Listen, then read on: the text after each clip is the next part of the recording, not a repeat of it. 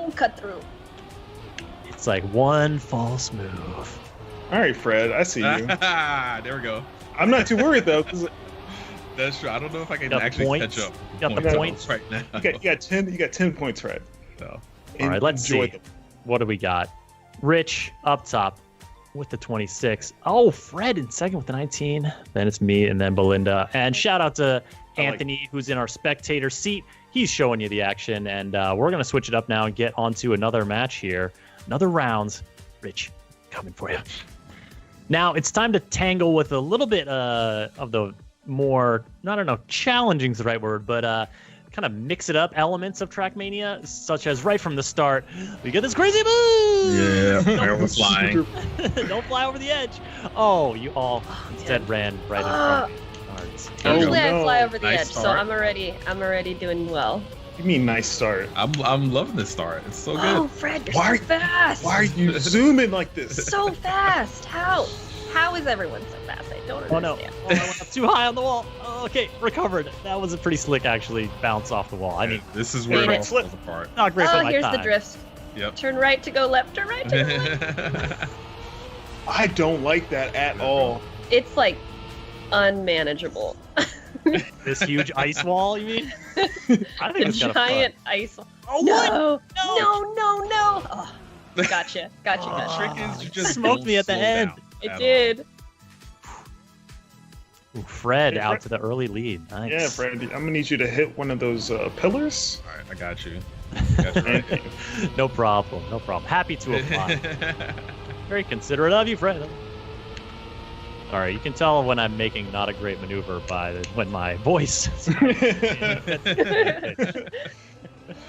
Oh, Rich, Oh, you, man. well, how long? Where you going? The Beep, pillar beep. curse. The cursed pillar. First pillar. Yeah, the thing, it's that thing where like if you end up you want to look at them so that you know where they are and can avoid them, but if you look too long, you end up focusing on them, Yeah. and then it draws you inexorably in. Hi, I Fred. don't appreciate that, Rich. I don't All right. appreciate that. All right, yeah. True. Ooh, all right. Well, as Belinda and I battle it out for third, it's Fred and Richard at the top. Oh no, I didn't start quick. She's good at this. Got him. At the top, battling for that top spot here in our second round competition. Who's gonna Obviously, hit the stakes are high. Oh gosh, I messed up. Yeah, I hit it. Oh, Oh, the no. pillar. I made it. It might be all over. Oh, Oh, wow. no. What happened? Oh my goodness. How? I don't know what's happening because you guys are behind me. Oh, the grass got me that time. Grass is also bad. Easy All these now. terrains. I just went so high in the air. No. Whew. I do not have the juice to make it across this terrain. Belinda. There we go. I'll give this one to Rich. I'll give this one to. I am mean, in the you cactus also- lands. I should You have also gave the previous one to me too. Yeah, you asked nicely, so you know. True. Yeah. Got Chris out of third. Not a All that great matters. round for me. All right, let's go to our third and final map here and settle who the real champion is. It's going to Coming be for Richard. ya. All right, well, we're coming into the final rounds match now. The final track. Fred, you have been a contender for the number one spot here, but so far Richard's been getting the best of you. What's your approach to this track? He's fast, but not fast enough. I got this one. This one's kind of tricky, so I'm pretty confident. Feeling good? You feeling Yeah. spry? Yeah, I'm good. I like it. Belinda, I think you're out in front of me. Could you please, like, not... Is that I'm it? sure- Is that okay? I'm No. trying Keep to give you a going, little. Belinda. Nope. You're all right on my tail. We're all pretty close. Oh, crap. We are. These little bumps, big bumps in this track, are very hard to maneuver over. Oh, yeah. This raised, it's like, it's banked if you hit it from one direction, but then if you go over the hump, it's gonna be a little trouble. You just gotta Oh, gosh. believe. You just gotta Oh, believe. man. Keep it going. All right, Chris Gotta and get- Belinda, I'm gonna need you both to beat Fred, please. Nah. Oh, you're gonna recruit us. Yes. You're right. Now we're all Rich is gonna teaming go up. flying off the track right at the beginning here. Wow. The I pressure's mean, his gamer tag is UB Rich. Is that a promise if we comply? on. Yes, it absolutely is. You Yes, will be rich. Absolutely. you will be rich. Be rich in satisfaction that Richard won, I guess. Yes. I'm gonna take a number 1 spot at least once during this Take it, dang Chris. broadcast. I'm happy with 3. I like the bronze. man. Happy with the bronze. Is up there. Yeah, I don't know how he's doing that. Ooh, it's just, I told you, you gotta talk to your vehicle. Oh no. Okay. Oh, Yes. all right. Game Oh mode man, now. that's a could be a bad one. close one. I don't know. This could be a close one. These points are adding up. That was a big bite. Rich down in 3rd. Mm-hmm. All right, No. here we go. This is gonna settle it. Slow and steady in the back. Taking the scenic route. Taking the scenic route. Take our viewers on a lovely journey here. Oh gosh. Ooh, little hippity hop. Think about those. Just think about those hippity hops. Too scared to go off the track. I don't know how you guys avoid it. Fearless. Yeah, that's pretty much it. Oh, I mess up right there every single time. I'm getting quiet because I really want to get a first place finish on at least one of these races. Oh no. Coming Great. third, Fred. That's so bad. Thank you, Chris. Oh man. It's in the worse when you mail. think. I can't believe I messed up again. Ooh. I did it again. Yes. I was never really worried. I always knew how this He's was just going to sweating. end. His palms are sweaty. No. Oh, man, I don't like Live that. ranking there. UB Rich wins the match. GG. GG. GG's. Nicely done. All right, folks. That's going to bring our little Let's Play kind of competitive segment here to an end. I want to thank y'all for participating. Belinda, nice work out there. I tried. I just love the scenery. I was just taking my time. Listen, it's fun to get out there in a fast car and just do some things. I agree. Fred Carmichael, close, but no cigar this time around. Are you plotting your revenge already? I'll get him next time.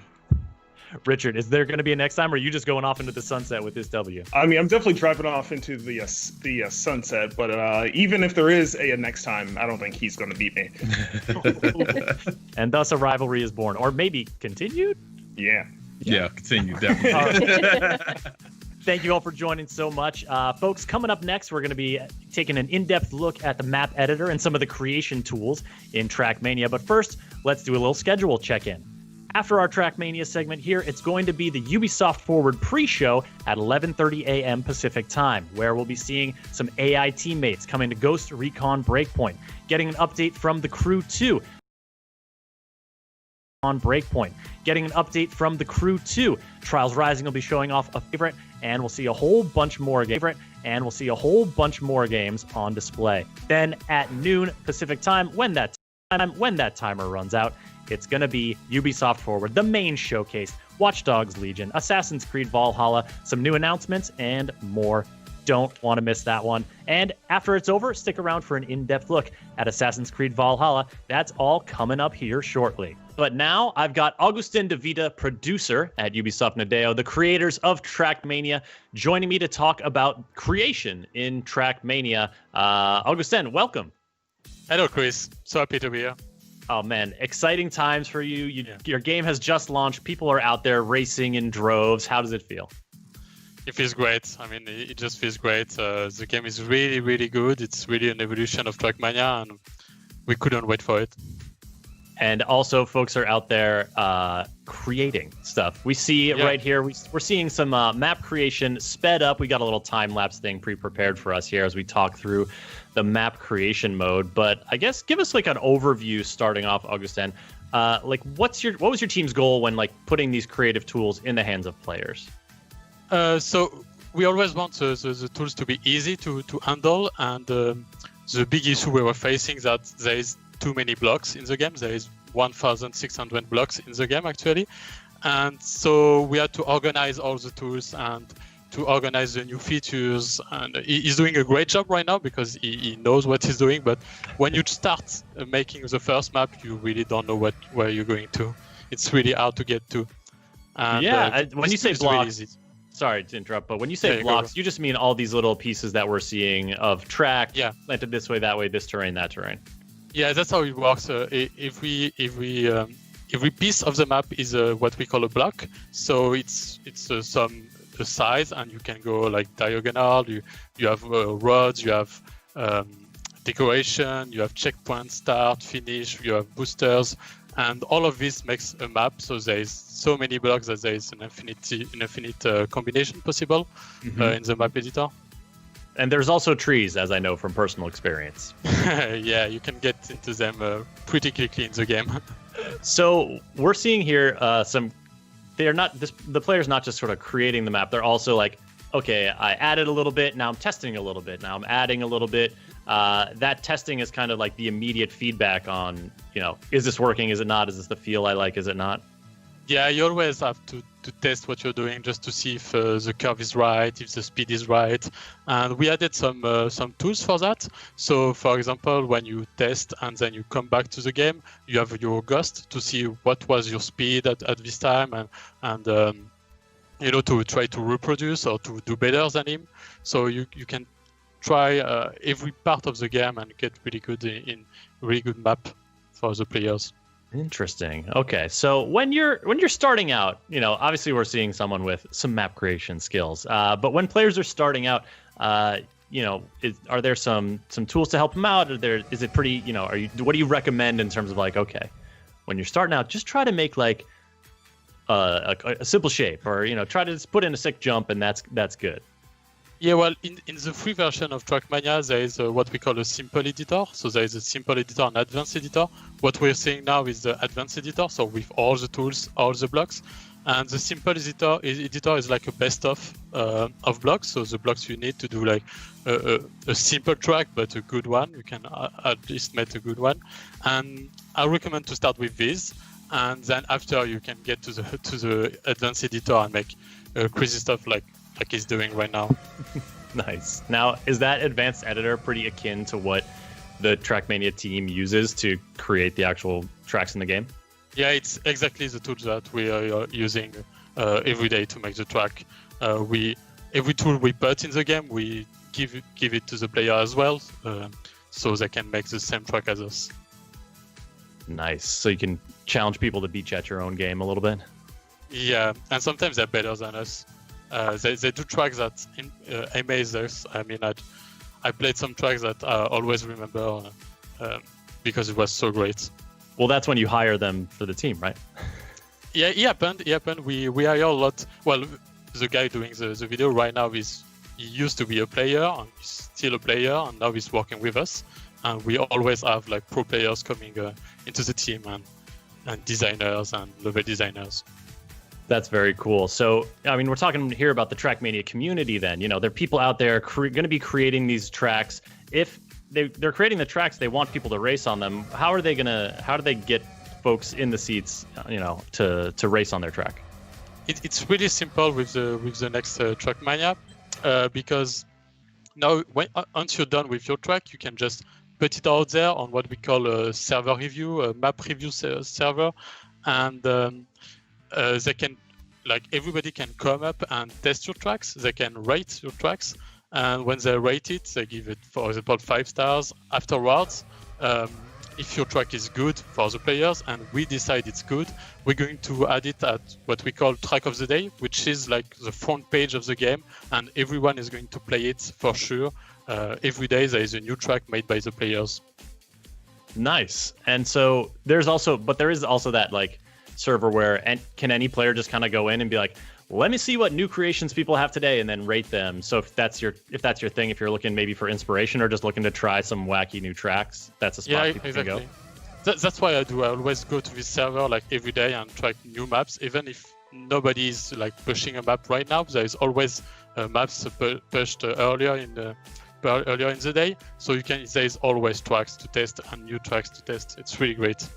Nice. And so if you get that, so you get your track in there, you get enough stars, get considered by the team, and you select them as a track of the day, then people are racing it, and there's some incentives for people to get on that track as well, right?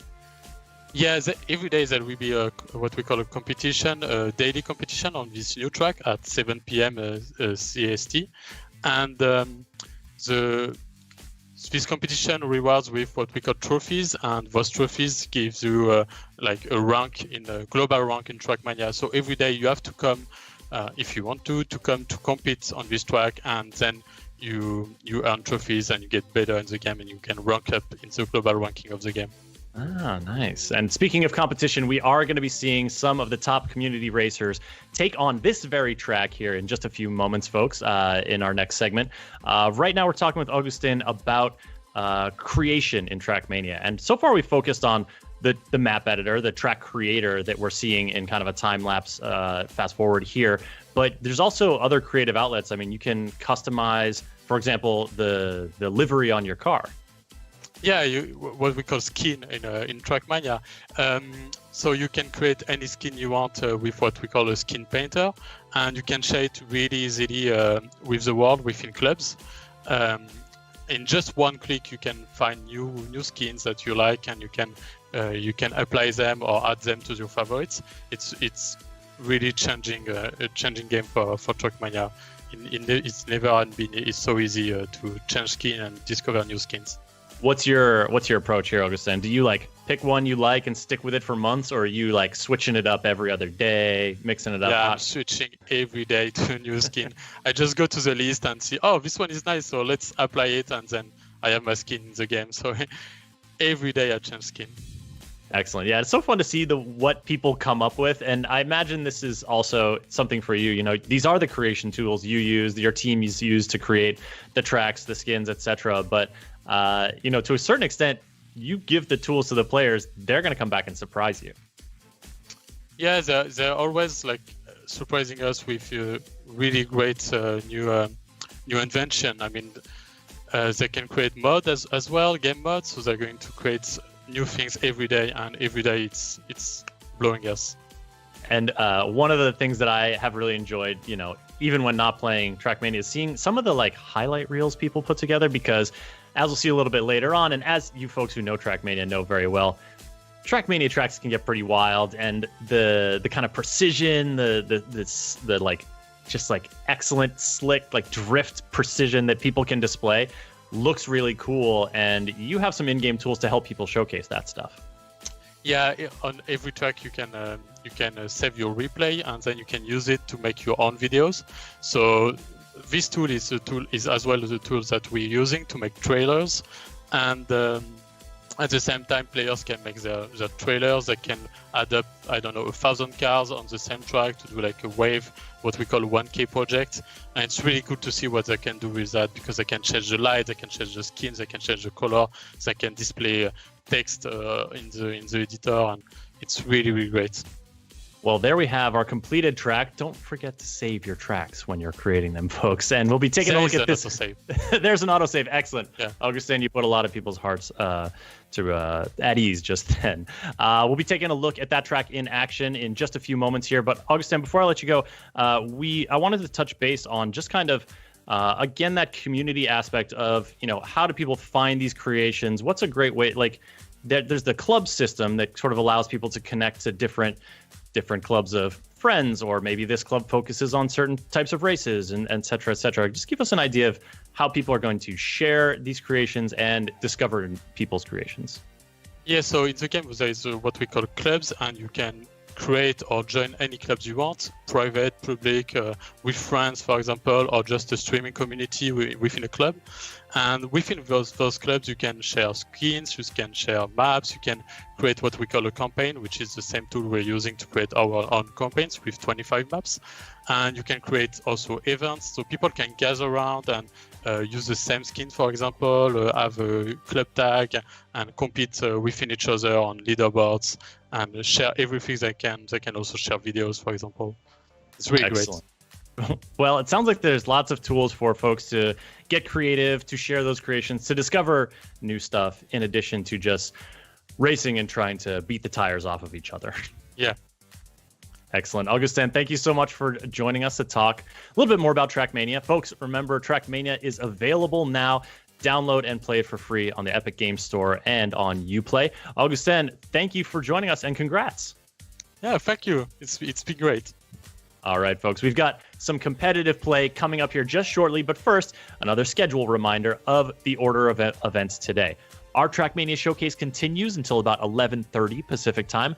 Then it's the Ubisoft Forward pre-show. We'll be taking a look at AI teammates in Ghost Recon Breakpoint, getting updates for the crew too, hearing from Trials Rising about a special new track for fans who like long rides, and a bunch more. Then at noon Pacific time, it's the main event, Ubisoft Forward, with Watch Dogs Legion, Assassin's Creed Valhalla, and more from Ubisoft's upcoming lineup of games. Stick around immediately following the show for a deeper look at Assassin's Creed Valhalla. And for now, it's back to the track. Joining me now is Omar Ben Abdallah, live producer at Ubisoft Nadeo, to talk about all the ways that Trackmania can get a little more competitive. Omar, how's it going, man? Pretty good, and you? How are you doing? I'm doing good. I'm excited to see some skills. I mean, not that we had no skills earlier. I'm just this is a whole different level, right? Because these are some of the top racers in the community.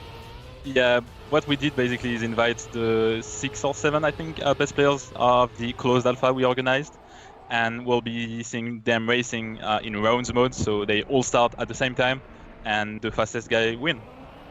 All right, who's your money on here at the outset? I'll just take the easy pick and go with Shorty since he won that round. There he is. He's there, top of the pops right there. Yeah. And keen-eyed viewers will note this is the track we just saw being created, and actually the 5th place player I think in that round is the one who made it. So, Tona, yeah, you can step it up. I believe in you. Probably can win at least one round. I believe it.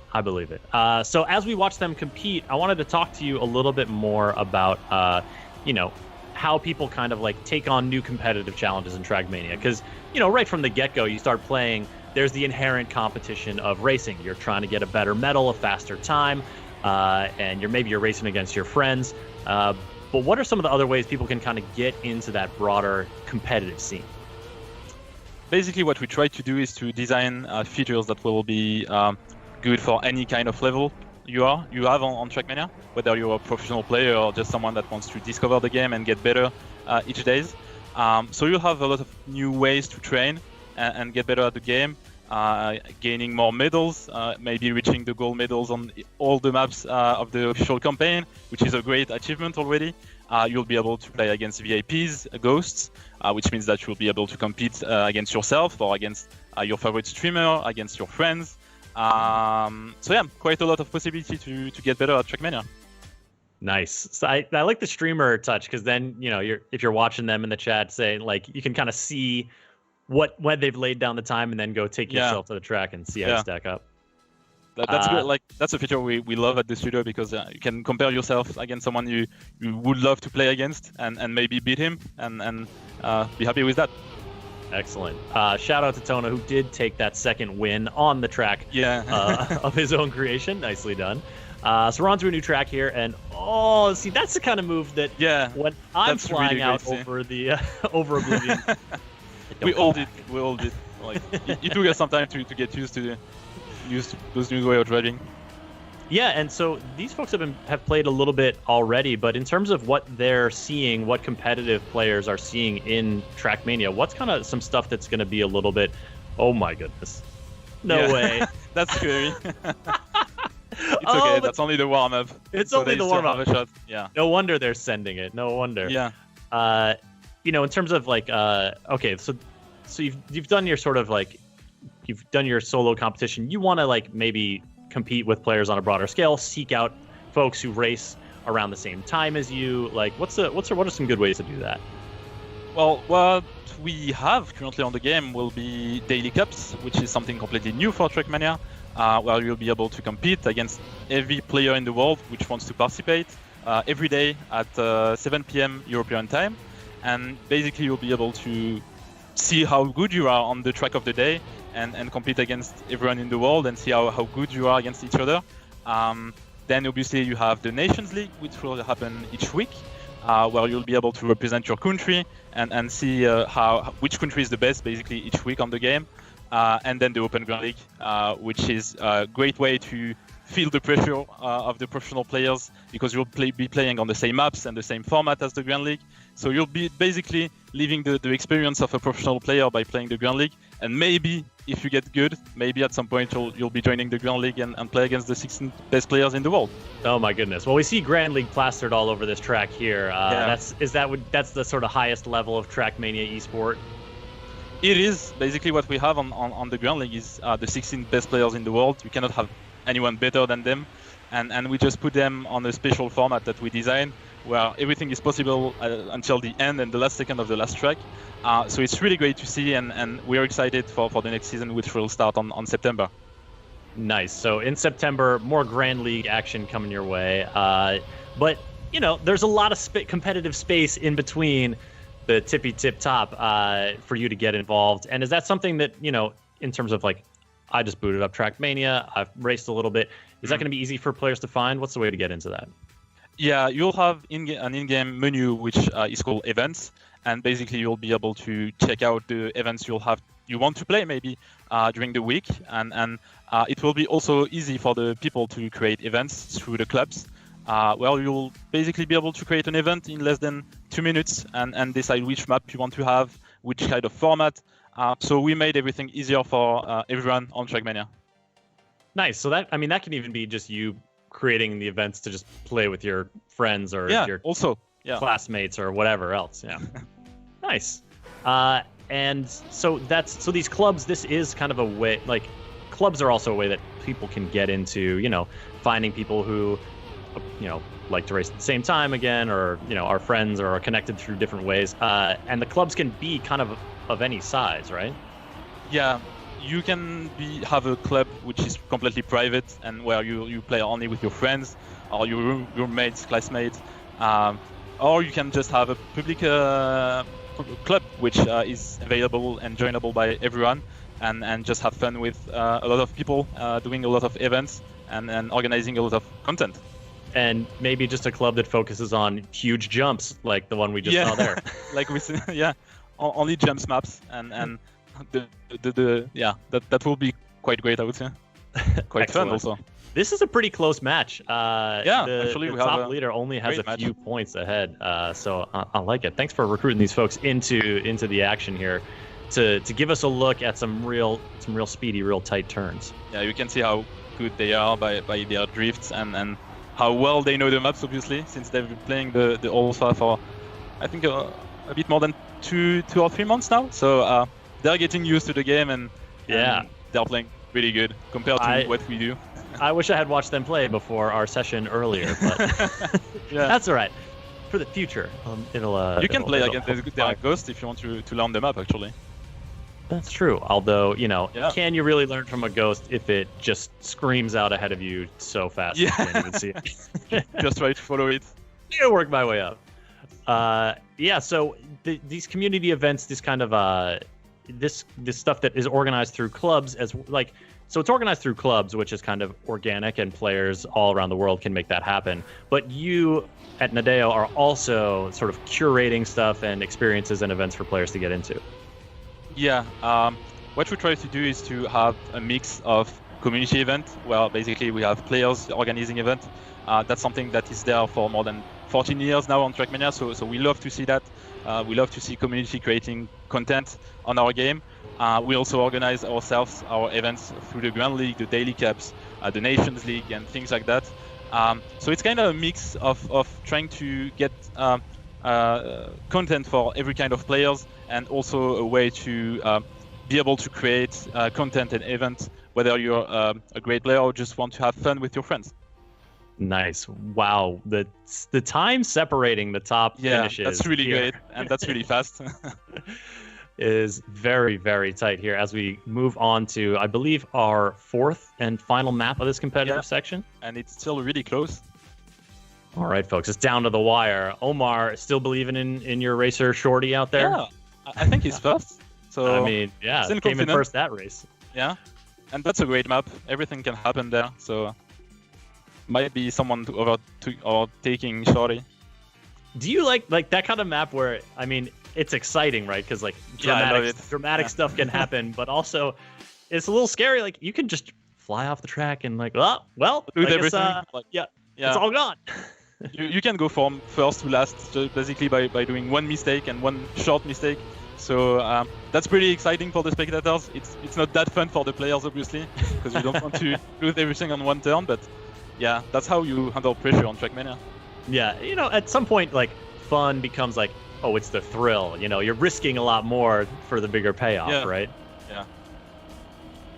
What do you call this kind of road surface here that's like a hill in the middle? I was trying to figure this out earlier. Actually, we do have a name, but I don't like to use it. I just let people call it as they want. I'm calling it a different way in French, obviously. Sure, of course, yeah. Basically, everyone can name the road as they want, and there's many ways to say it, like select the road we are seeing right now. The language of racing. Yeah. It takes many forms. Yeah. All right, so we're watching the competition play out here. Once people, Trackmania is out now, free to download and play. What would you recommend in terms of like, okay, I just want to get into the competition against other folks. I want to challenge myself right out of the gate. What's the best way to get that started? To be quite honest, the best thing will be to play the Daily Cup, because you'll be facing players from all around the world on a track that is known only each day. So the track of the day map. So you'll be able to see how good you are against other people, and you can do that every day, so you can maybe see your progression on the whole week, and maybe at the end of the week you'll be able to beat people that you wouldn't even think about on the early state of the week. I like that. I like that Yeah. kind of like, because a lot about kind of competition is that progression and the sense of moving up in the rankings, but also of, oh, like this person is always the one who I see a few places ahead of me. Like you're chasing them, you want to track them down. Now this is our last race. Is that right? Yeah, last round, and Shorty is second, so I have quite some pressure, to be quite honest. The pressure is on. They're coming around these not quite Shorty is slalom, first. but he's in there. Oh, Yeah. Yep, coming up around this big, it's like S turn. He's still first. I believe in him. he can feel the positive vibes coming from you. You Just can see the slow motion vlog there. Just quite fun also to watch. And he's finishing first. Great. There he goes. I got Looks it. Looks like Omar backed the right racer. Shorty coming in with a victory. And Omar, thank you so much for talking about competitive Trackmania. Anything else you want to mention before we wrap it up?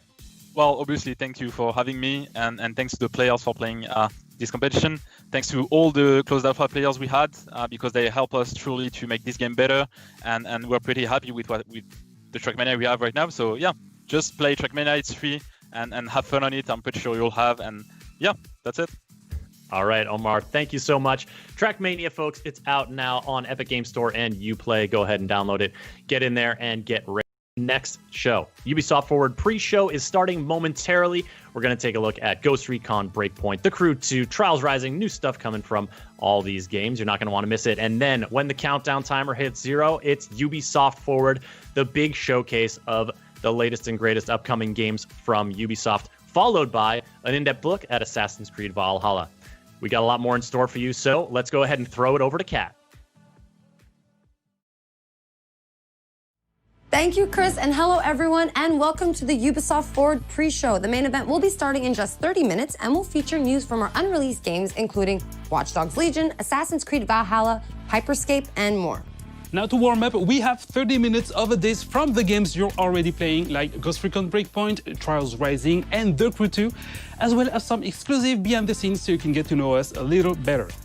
So let's kickstart this pre-show with an update from Just Dance 2020.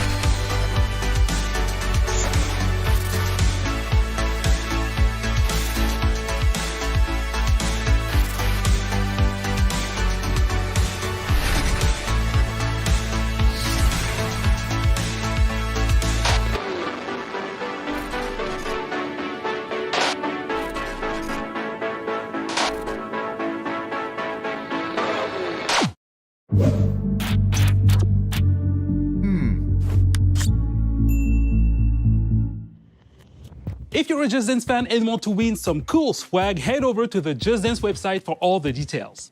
For our next segment, we have something a little different than what we usually do. A few years ago, Ubisoft created the Ubisoft Entrepreneurs Lab and the Open Innovation Accelerator. This allowed us to create partnerships and synergies with indie studios from across the industry. And since so many industry events were canceled this year, we wanted to showcase several indie projects and teams that Ubisoft has been collaborating with over the past few years. Our first indie showcase is developer Machine & Mensch, who is working on the Curious Expedition 2. Let's hear more from the team behind the game. Hi, my name is Masha, and I'm a game designer at Machine Mensch. Machine Mensch is a small and diverse indie game studio with 8 wonderful employees based here in Berlin. Our connection with Ubisoft came through a program dedicated to create ever-growing relationships with independent developers, to talk about and share expertise and knowledge. We work together in mutual respect, which we much appreciated. We're working on the Curious Expedition 2, which is the sequel to our expedition simulation game. This time, the game is set in Paris in 1899, during the World Expo when the Eiffel Tower was built. But more importantly, you will be traveling to these mysterious islands, you will be interacting with unknown tribes, fight dangerous beasts, find many secrets. Thanks to our procedure technology, every time you play, it's a new world, new characters, and a new storyline that you shape with each of your interactions until it becomes really your own unique adventure.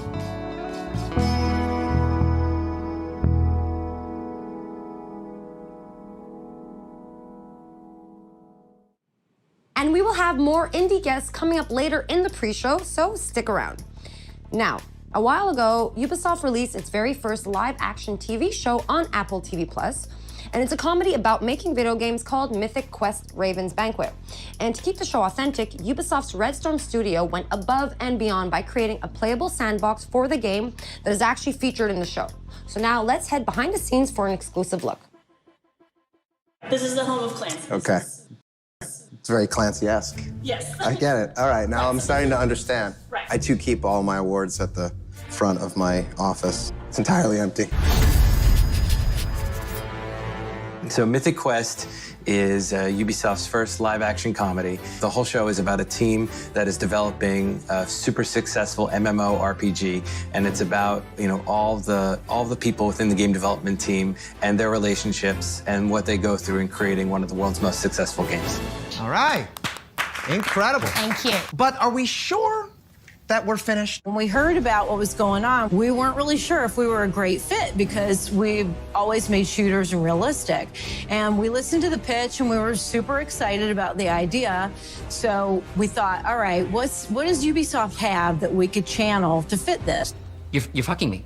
Yes. You're fucking me. But I'm not enjoying it. It's for the game. When we started on the project, I think we imagined we would just make video clips that would run on screens in the background or something, so it would feel like a real game studio. But once we saw the script, once we started collaborating with the team, we realized, oh, they want a game, like an actual game. Of course, making an actual game would take years, so we started selecting the pieces that they really needed for certain scenes. And from there, it was not long before we said, what if we make this actually playable? What if we make it so you can connect a controller and control the characters? And so that's what we ended up doing. The thing that I love most is the shovel. Exploding people's heads with this thing is straight fire. Crunch, man. We had requests to do things like make a contagious viral disease in which people bleed out of their eyeballs first, then they bleed out of their anus, then they vomit and bleed out of their anus at the same time. We set it up in such a way that you could trigger it in stages because we didn't know what the timing was going to be. The idea here is we can hit it and control the timing of when things are happening. So the next time you hit it, he starts puking out blood. And at this point, we would probably have the camera start panning back like this. And then you can hit the button again, and you can see the blood ocean itself has started coming in. And so now they're all bleeding out of the back end as well. And then the final is just everybody exploding in bloody gore. And then this was Keith's idea. He wanted the skulls coming up and bobbing up and down in the water, so. David, can we actually make this quick? I've got a lot of work to do stripping Blood Ocean. The game right before a global pandemic was not a great look. Today was the first time we showed Mythic Quest Raven's Banquet to an audience. I've never seen it with more than 6 or 7 people in a room. And so I wanted to make sure that we gave them an opportunity to hopefully recognize that this is a giant love letter to them, to the industry itself. I was a little nervous, I gotta be honest. I thought it was gonna be a little cringy, but it was fantastic. I thought there was a lot of truth and in the humor. It's about time that we had a show about our industry. You could tell when the audience was laughing, when they really hit something that felt like the game industry. I think it's brilliant.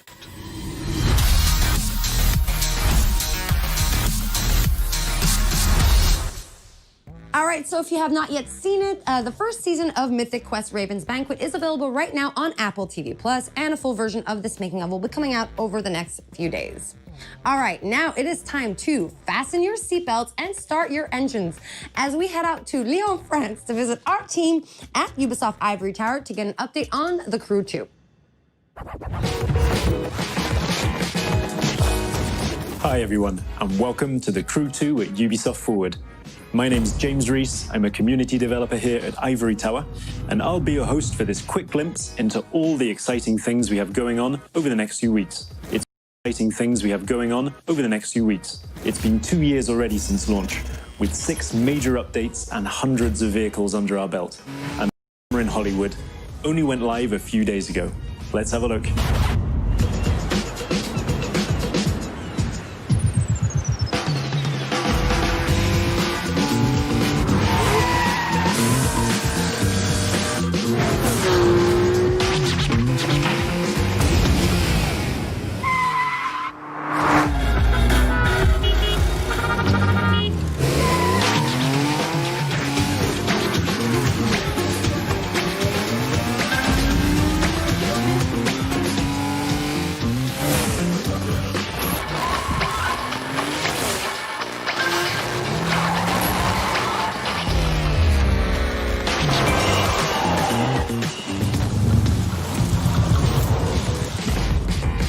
We can't wait for you to get your hands on what's coming.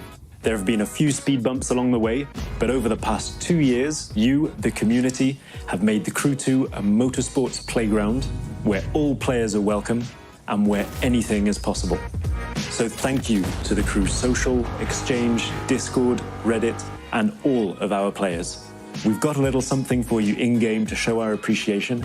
It's the 67 Volkswagen Beetle, so let's see what kind of Hollywood twist you can put on it. That's it from me. There'll be more news dropping over summer, so keep your eyes peeled, starting with this.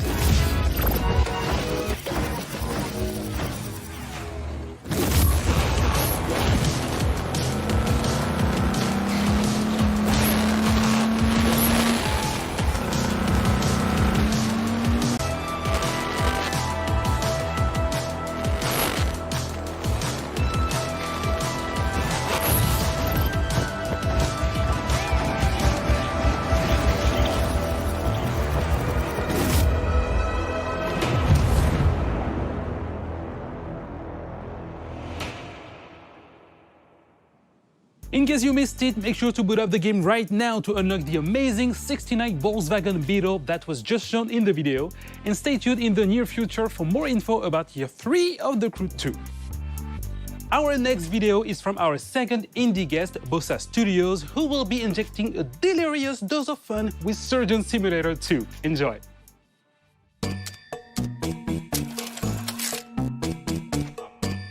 Hi, I'm Nate from Bossa Studios, and I'm a senior game designer on the upcoming Surgeon Simulator 2. So at Bossa, we're always keen to share game development knowledge, and Ubisoft has been a fantastic partner in this. They deliver lectures on procedural content development and player science. And in turn, we shared with them the ideation processes that we use to develop initial ideas into living, breathing games. Which brings me on to Surgeon Simulator 2. We've really doubled down on the physics-based pandemonium that the series is notorious for. And we've pretty much expanded on every other aspect of the game as well. So this time around, you're no longer just a floating hand confined to the operating table. You're actually a full first-person surgeon with an entire medical facility to explore. And in addition to the levels that you'll find in story mode, you'll now be able to create your own unique levels and experiences using Bossa Labs creation mode. So it's a really easy to use, intuitive set of tools that allows players to create either on their own or in online multiplayer with up to 3 friends. Everything players create can then be uploaded and shared with the community, and here surgery really is just the tip of the iceberg. During our closed alpha period, we've seen players create all sorts of amazing stuff, from bowling alleys to space stations, pirate ships to horror-themed escape rooms, and this is before the game is even released. So we absolutely cannot wait to see what players create when we launch the game this coming August. And in fact, if you pre-order Surgeon Simulator 2, you can receive exclusive closed beta access.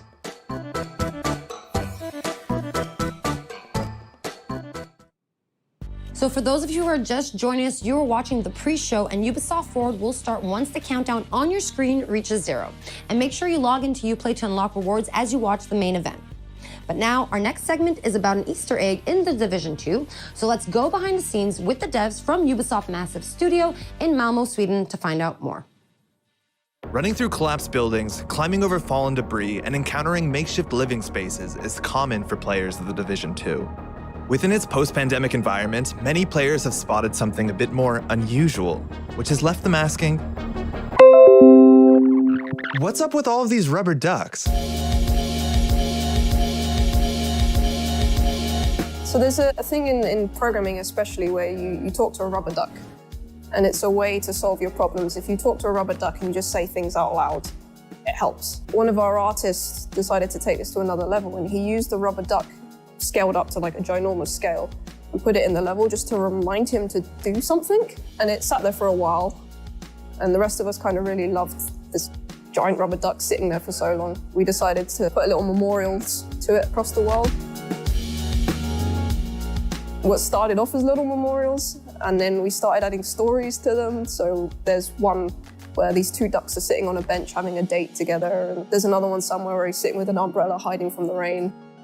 The idea of the ducks is similar to the rest of our storytelling, where we're trying to add some hope into the world. Because you're coming in as a Division agent to try and save what you can and rebuild, but you need to know there's something there to save. So having bits of happiness lets you know like it's still worth saving for these little happy moments. One shrine in particular became a beloved fan favorite, showing up multiple times across YouTube and Reddit. So, Karen, how was your day? Well, Luke, it's been productive. So the origin story of productive, one of our level designers made an amazing pun one day, and we decided to make a graffiti out of it and put it in the game, and it became like a duck shrine, and players started finding it and wondering where it came from. We've been finding these rubber duckies all over the map. It says here on the wall in graffiti, productive, and there's a large rubber ducky, bigger than all the other ones we've found, and he's got bottles of booze all around him. Not only that, but he has a couple soldier duckies guarding a parrot in a cage. But there's more just like this in The Division 2. What's really great about our community is they come together. They find a common thing that they want to develop or find or get unlocked, and they just put time and effort into it. We don't put them in easy to find places. So that means players are genuinely, hopefully enjoying just exploring the environment and finding all these little Easter eggs we've hidden around. And also not the Easter eggs, just the main part of the game and all the storytelling we put into it. I haven't found all of them. I don't know exactly how many there are, but they haven't found all of the ducks yet. Encouraged by the community's response to the ducks, developers recently hid another secret in the game and made it the focal point of an all-new community challenge. We actually put Tommy the teddy bear into the game. So Tommy the teddy bear is a trauma teddy mentioned in a lot of lore, but the bear itself actually was not in the game. With episode 3, we put a bunch of them into the world, actually opened up an Easter egg hunt for him specifically. It's a nice little exciting moment when you kind of open Reddit and you see someone's found the thing that you kind of just snuck in under the radar and no one really knows about it. And some of the players are really clever. There's some hard Easter eggs that some of the level designers and gameplay designers have put in, and people have managed to solve it with no help whatsoever. Gamers are smart. So now that you know, be on the lookout for both the ducks and teddy bears next time you boot up The Division 2. We now have our final indie guest, Thunder Lotus Games, who were the 2017 winner of the indie series that took place in Montreal. So let's find out more about the beautiful coziness of Spiritfarer in this next video. Hey everybody, I'm Rodrigue, marketeer at Thunder Lotus. We're an indie studio based out of Montreal, Canada, and makers of the games Jotun, Sundered, and our new game Spiritfarer, which is due out later this year. For the past 6 years, we've tried to make AAA quality games with a hand-drawn indie heart. Hitting a quality standard consistently in game dev is a huge challenge. There's so much trial and error on the path, and during the Sundered production, we were lucky enough to have the Ubisoft Entrepreneurs Program in our corner to help us reach our goals. As co-winners of the Ubisoft Indie Series in 2017, we received not only generous funding, but also crucial mentorship and access to the Ubisoft testing facilities. So we're grateful to Ubisoft for their support and helping us make what would become our biggest success to date. We've taken that experience with us onto what is our most ambitious production yet, and that's Spiritfarer, which we're calling a cozy management game about dying. In Spiritfarer, you play Stella, the newly appointed ferry master to the deceased. And as Stella, you're going to build a boat, you're going to explore the world in search of spirit passengers seeking passage to the afterlife. You're going to spend relaxing quality time with them, you're going to create lasting memories, but ultimately, you're going to have to learn how to say goodbye to your cherished friends. It's a game that's near and dear to our hearts, and it's something really special. We can't wait to share it with the world later this year. So look for it soon on PC, on Xbox One, PS4, Nintendo Switch, and Xbox Game Pass. Thanks a lot, and cheers. It is time for an update on our favorite motorcycle platformer with the insanity, pain, and triumph we all know and we all love. Trials Rising came out last year, but I think the team from our Red Link studio in Helsinki has a little surprise coming to the game for the fans of the franchise. So let's take a look. Swear you'll be the death of me!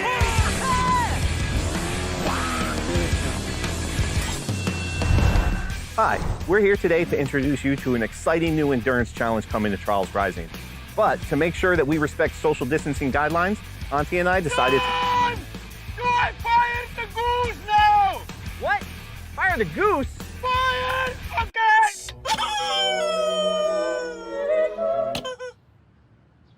Okay. Ladies and gentlemen, welcome back to the Gigatrack.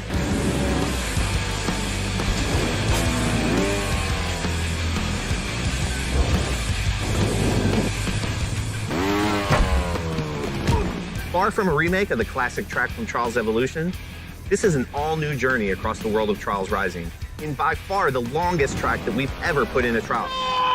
Did you tell him it's the longest track ever? Yeah, I'm telling them that!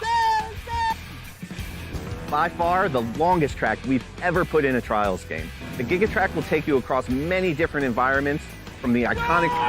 Environment! Tell them about environment! Please! Yeah, I was just... Maybe you want to tell them. The Gigatrack is like life. It starts and it ends and it's long. Depends how you enjoy it. And also one secret thing. 4 tells transfer to 1. Prepare for the ultimate test of Trials endurance. Gigatrack releases this Thursday, July 16th for the low price of... Did you tell them it's free? You heard that right, riders. Gigatrack will be available for free to all Trials Rising players when it releases this Thursday.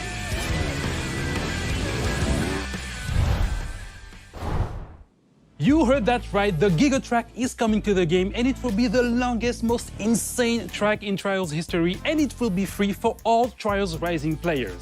Now for our last game update, the Ghost Recon Breakpoint team is ready to share some details on their upcoming updates.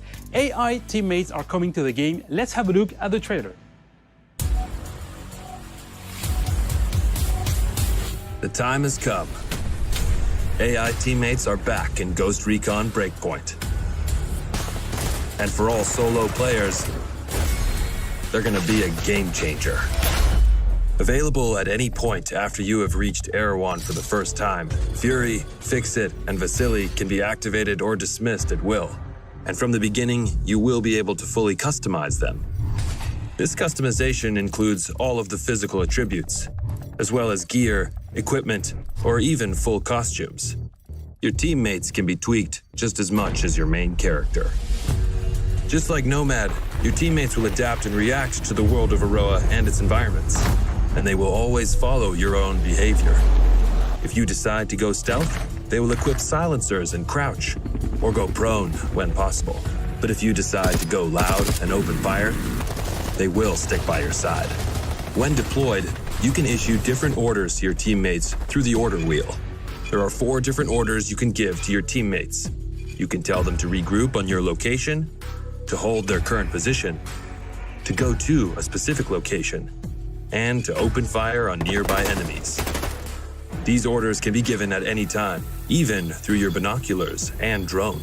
Once they approach potential threats, the teammates will notify you and mark them automatically. Got a hostile. With a good look at your enemies, you will be able to set up a sync shot where each of your teammates picks a target. You can even link it to your 3 sync shot drones for a simultaneous 7-target takedown. The teammates have weapons equipped at all times, a versatile assault rifle to accommodate all situations, and a primary weapon that you will be able to fine-tune. Indeed, apart from mark upgrades and passive bonuses, the full gunsmith is accessible to your teammates, and their weapon of choice will have a direct effect on the battleground. Depending on the type of weapon they have equipped, the teammates will adapt their engagement distance and rate of fire, from close-distance shotgun wielding all the way to long-distance sniper shots. Of course, if you get taken down, your teammates' priority will be to try and rescue you. To achieve that, they will first focus their fire on the surrounding enemies before getting to you. And they will expect the same from you, especially as you will be able to carry them to safety if the situation requires it. Finally, the teammates will also be your best allies in any vehicle, especially on the road and during high-stake pursuits. The teammates will be available for all solo Ghost Recon Breakpoint players on July 15th, and we cannot wait to see your reactions. We'll see you on the battlefield, Ghosts.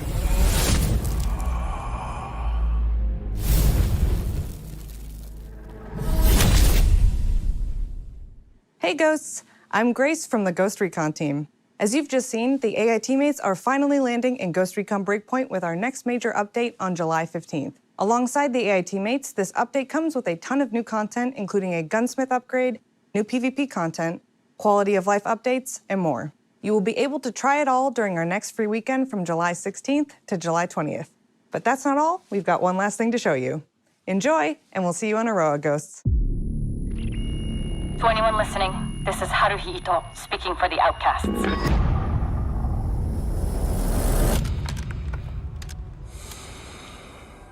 We stand against Sentinel's illegal occupation of Aroa. We call on all of Aroa to join us. Separated, Sentinel wins. But united, we cannot be defeated.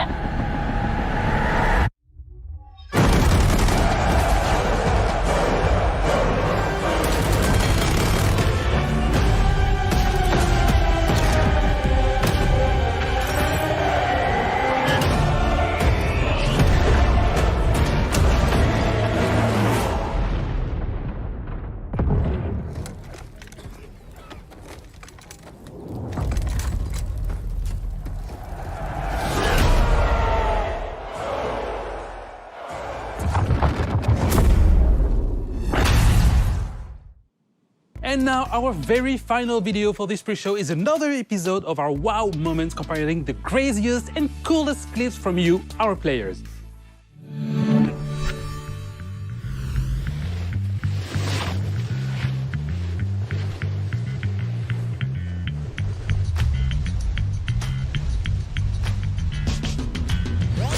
Anyone else want to try to do better than that?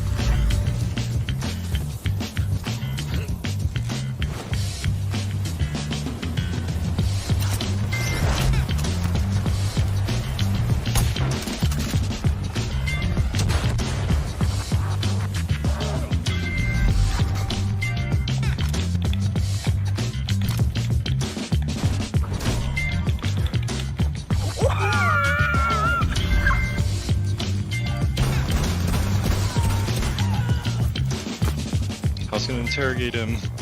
Oh, you can interrogate this guy though. Oh, okay.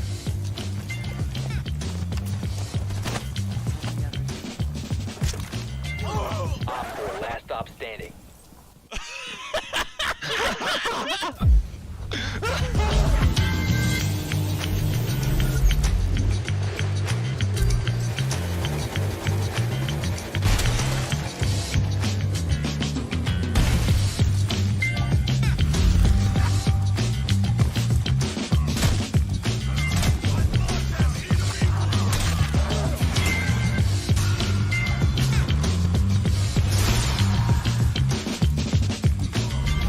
So there's a line that people want me to yell, but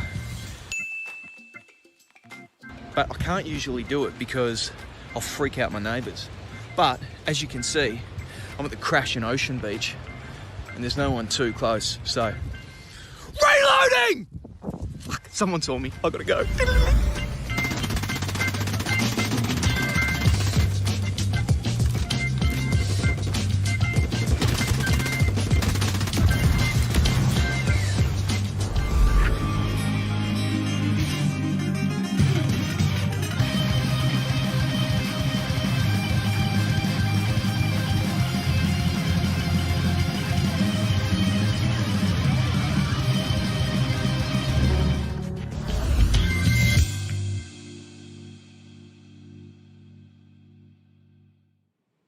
If you also have amazing gameplay segments you captured from our games, spread the joy and submit them on the link displayed on your screen right now.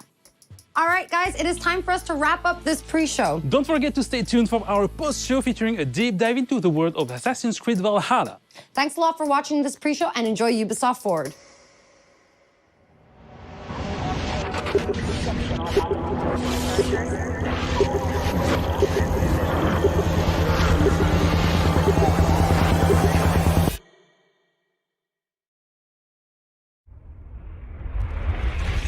This is Ubisoft. This is Ubisoft Forward.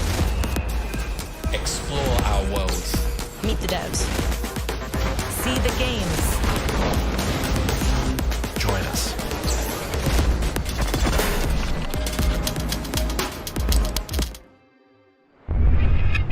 Hi everyone, I'm Neelam Kumar and I'm very excited to be co-hosting the first Ubisoft Forward with the talented Yusuf Mageed. Today's show is all about getting up close and in-depth with all the exciting games we have in production here at Ubisoft. I'm Yusuf, but there's no time to waste. So let's head straight for the streets of futuristic London and see what the hackers of DedSec are getting into.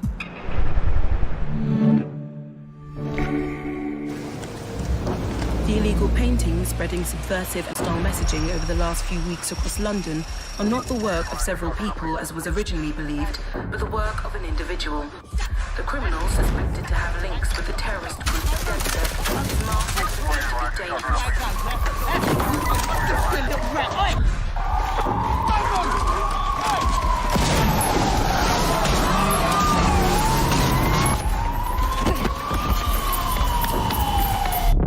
Authorities recommend not to approach the individual.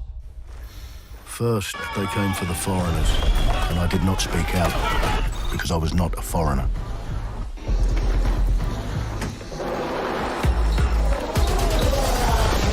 Then, they came for the protesters, and I did not speak out, because I was not a protester.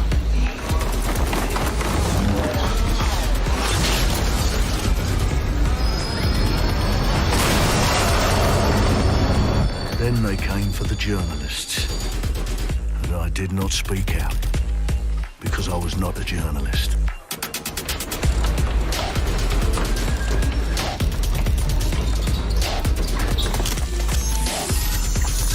And then they came for street artists, but I did not speak out,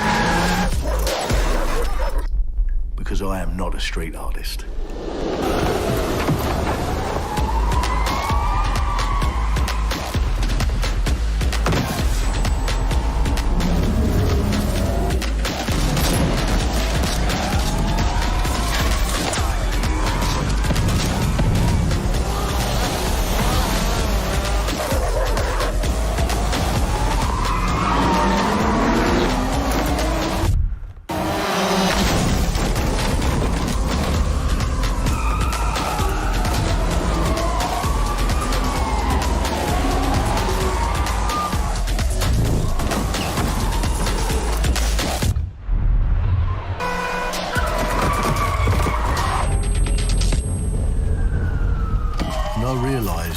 Eventually, they'd come for me, and there would be no one left to speak for me.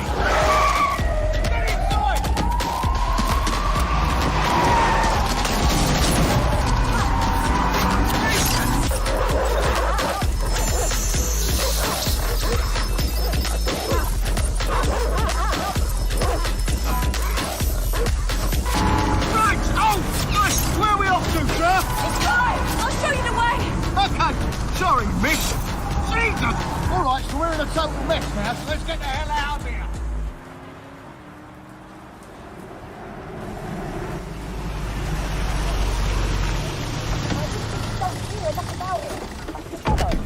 And there's nothing more debilitating than that. Right. This way, not to be able to do what you're passionate about. After a long night, London is in chaos. The main arteries through the city are blocked. Hundreds of heavily armed Albion... Well. Welcome to the Resistance. Here's a welcome gift for our new members. But the disappearance of the criminal... You could have told me it was a bloody costume party. Try it on. The new key suspect, David Ford, a 43-year-old London taxi driver. He has no criminal record, but is currently believed to be a terrorist. People have been asked not to approach him. The authorities advise all residents...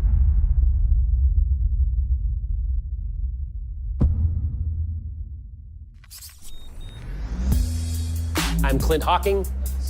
Clint has been here at Ubisoft, and now he's bringing this vision to Watch Dogs Legion. So yeah, what we just saw was an amazing short film by the director Alberto Mielgo that was inspired by Watch Dogs Legion and looks at the game and the universe and the characters through his incredible artistic vision and visual style. The city needs a resistance. Like the film, Watch Dogs Legion tells the story of ordinary heroes setting aside their differences in order to come together as a collective and to fight for a positive change. You can literally recruit and play anyone who you see in the open world. You profile people that are interesting to you, you help them with their problem, you play their origin mission. Just help me get some closure and I'll do whatever you want. Sounds like a DedSec problem. Leave it to us. And that's how you recruit them into your team. And then they become the heroes of the game and the stars of your story. And what are you doing in my flat? You with Albion? Please, think more underground. You with Albion? I'm tickled, but think more underground. What, DedSec? Yeah, right, and I'm Che Guevara. You're done. And they make the story not only, unique to them, but unique to you as the player and personal to you because they're, heroes that you've chosen and invested in. What would I say to fans? I guess I'd say, take care of yourselves, stay safe. Welcome to the Resistance. Our London town. A modern metropolis. Built on history and prosperity. Only took 12,000 years to build it up, and one night to tear it all down.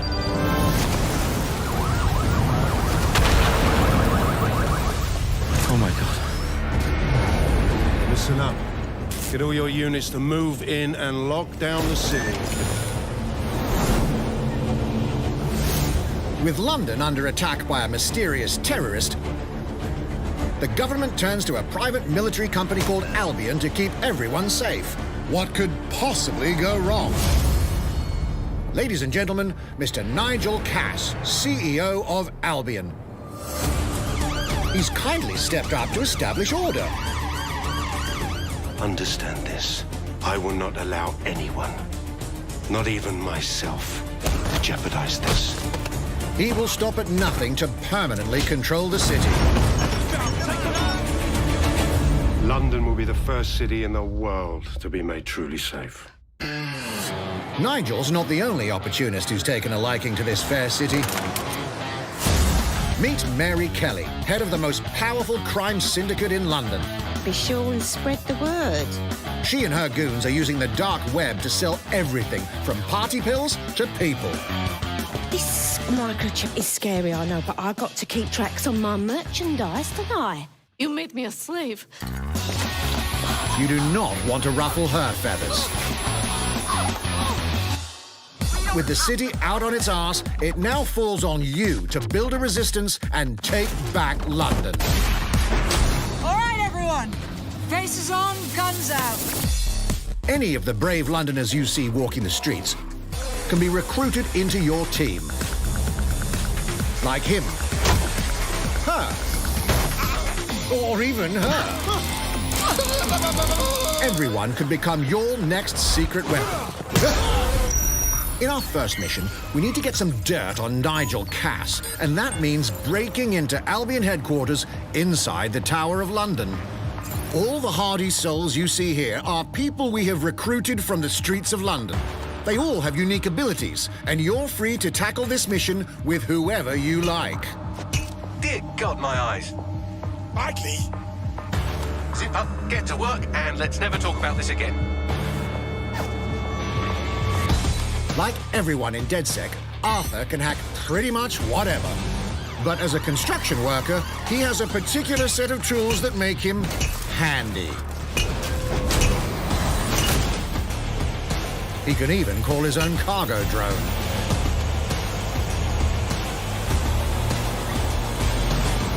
Perfect for gate crashing, when you're not invited.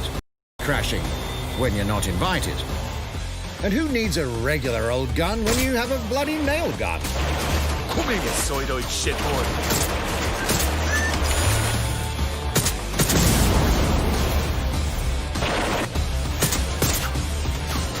Jesus Christ, what is that thing? Perhaps we could approach this mission differently.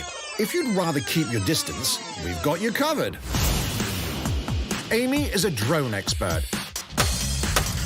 What have we here? A real tech connoisseur. Hate spiders, but love this one.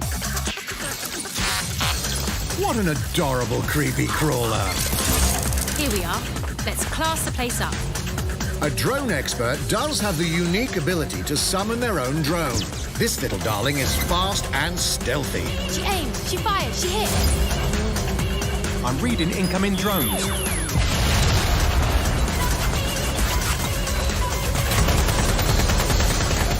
She can also hack enemy drones, turning the tide in her favor. And if you are not into direct confrontation, there are more ways than one to get the job done. Recruiting an Albion officer like Brielle here might be challenging, but it'll get you inside restricted Albion areas. Don't mind me, just doing recon for a bunch of insurgents. However, do anything suspicious and she'll probably wind up with a bullet in the back of her head. You've been approved for entry. We're missing the human element here. I can get the Defence Minister on the line right now. Well, if you feel you must.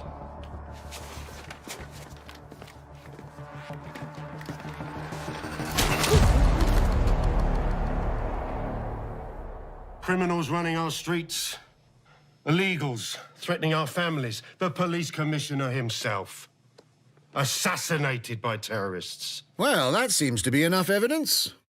Next up, we're crashing Mary Kelly's organ farming operation and putting a stop to it. That's good. The buyers expect high quality stuff. And we need a hard nut for this. Impairing our frontal lobe again, are we?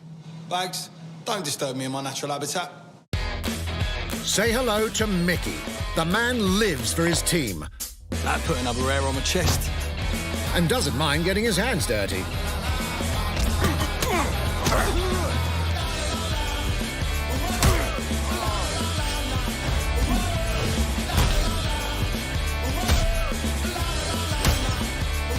He does have a slight drinking problem, though. And he's passed out. We'll come back to him. You know what? Let's go with someone a bit more professional.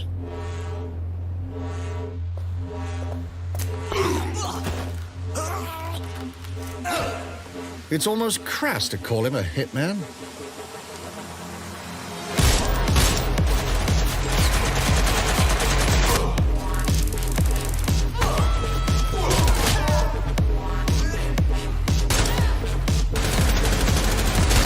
Some might even call him an artist.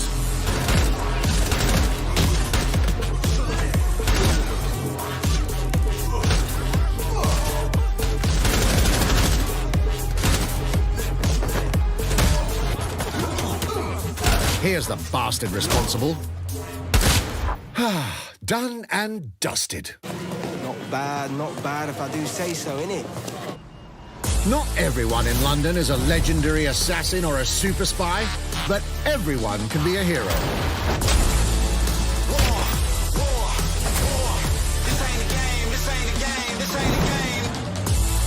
So get out there, find the best recruits, and build your resistance.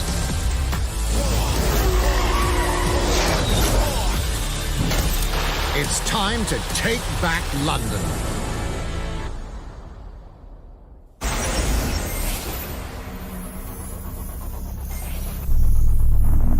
Plunging the player into a living, breathing city teeming with unique locales and characters has always been a central pillar of the Watch Dogs series. So what goes into building those worlds? Here's Amanda Munt to tell us more.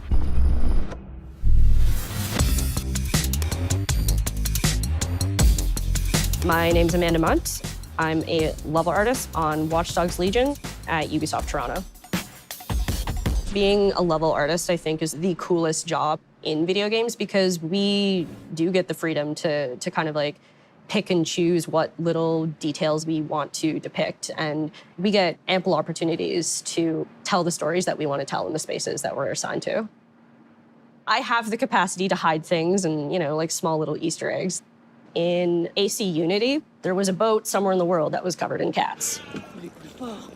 And then it happened again in Watch Dogs 2.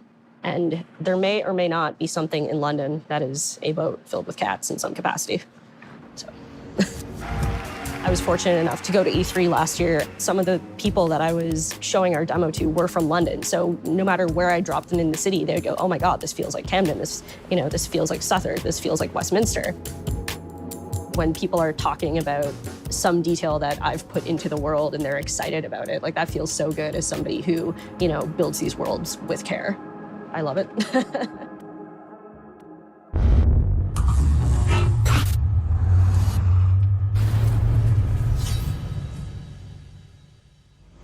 And now some news for Brawlhalla fans. In just a few weeks, you'll be able to battle it out with your favorite legends on iOS and Android devices.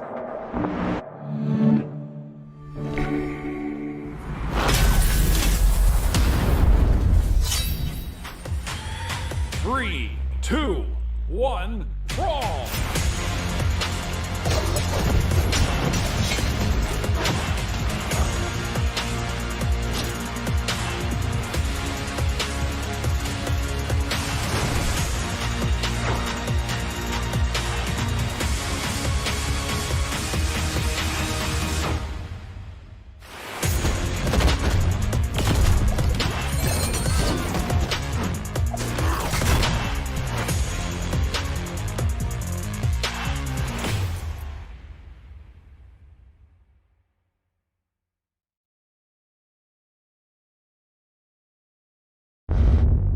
And now, whether you need a Tom Clancy action fix on the go, or want to dive back into one of the most beloved fantasy franchises in gaming, we've got you covered.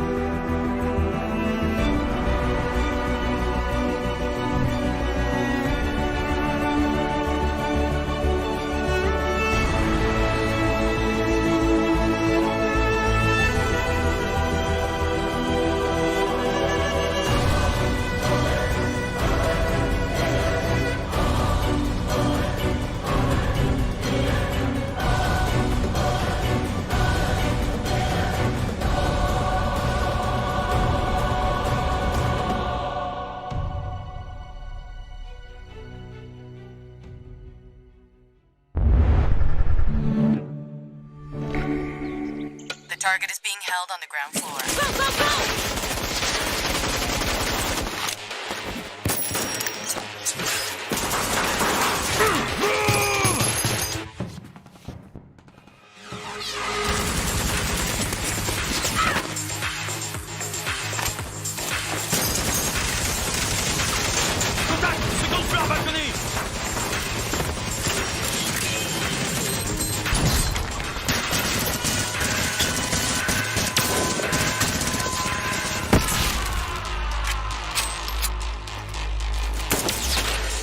Contact! Mountain is down.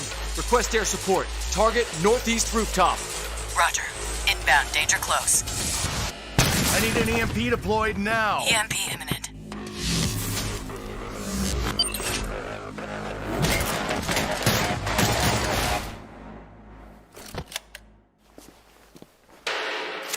Get back in your cell!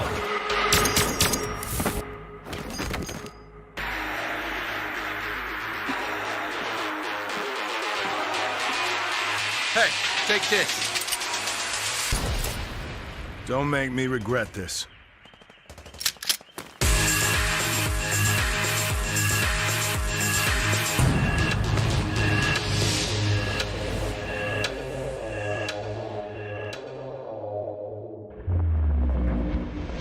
Speaking of Tom Clancy, it's been 5 years since Rainbow Six Siege first launched, and the community has never been stronger. In celebration of this milestone, Ubisoft Montreal has put together a special video to thank all of the amazing players and developers that have helped Siege become the game it is today.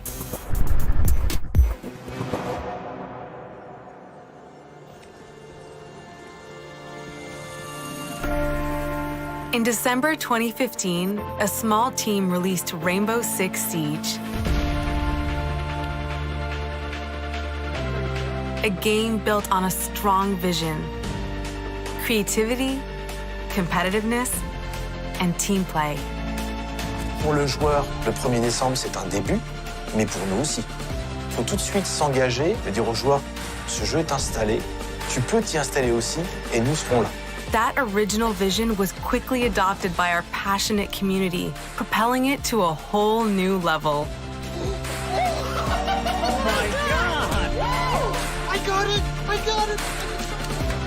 This is such a special moment, and being at 1 year anniversary of Rainbow Six now, game being stronger than ever, more players today than we had in the past, it means the world to us. But we also had our share of challenges. Health that touches upon subjects like matchmaking, connectivity, all those aspects are absolutely critical to the experience of the player. Through it all, we're always driven by you, our community, and together, we grow stronger. There is no sequel plan, and we're here for the next 10 years, so expect more Rainbow Six in your life for quite some time. Look at this.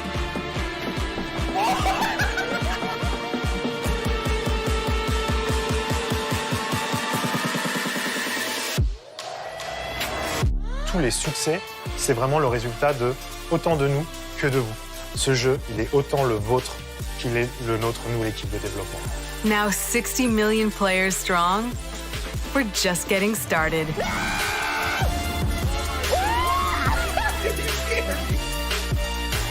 From the devs that build the game to the community that plays it, thank you.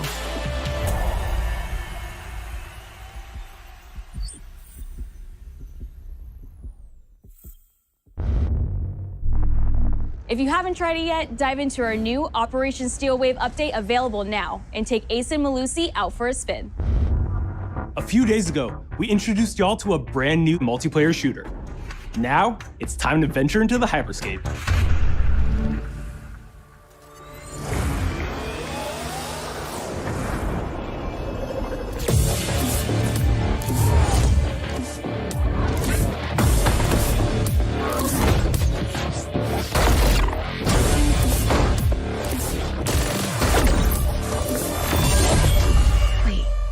What was that? A hack in a hyperscape. That's not supposed to be there. Let me get you all up to speed, okay? About 30 years ago, everything that we feared about our future started to come true. We made some good decisions. We made some bad decisions. Actually, we made a lot of bad decisions. So, here we are. 10 billion souls living in the crush of the megacities. But the people at Prisma changed everything.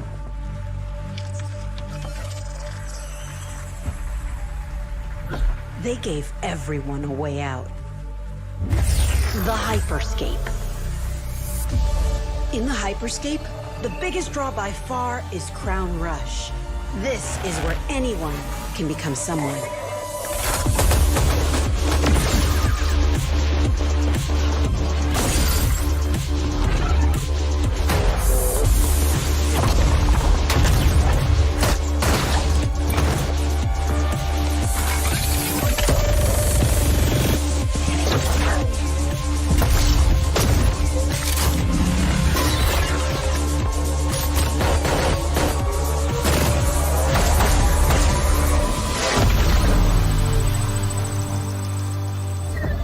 If you get good at Crown Rush, it can change your life. But strange things have been happening lately. Rumors of people getting hurt.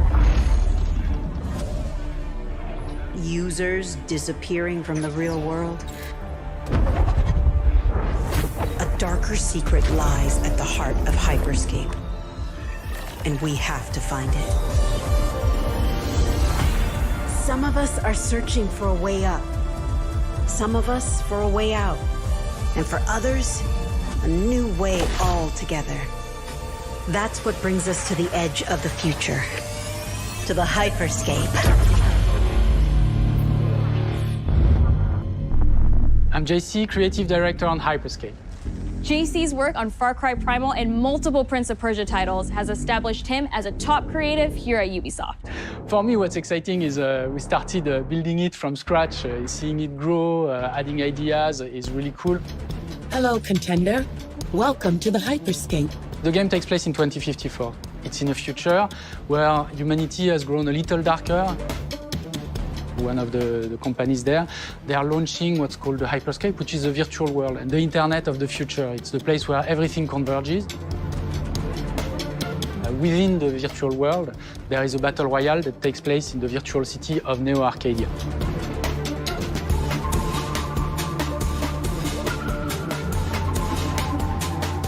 Then we also introduce a lot of new things.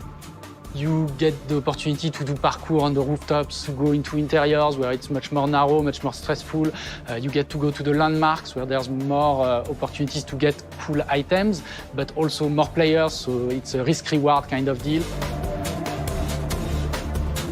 We introduced the notion of hacks, special abilities that you can pick up on the fly to adapt your tactics.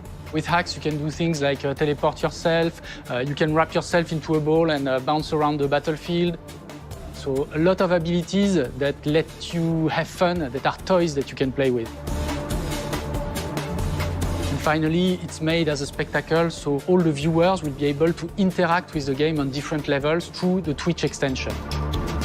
So every few minutes, there's going to be a vote, and viewers will be able to decide what effect they want to affect the whole battle. So things like changing the gravity, infinite ammo, or stuff like that. So players, while this happens, really have to adapt to all kinds of stuff that is happening.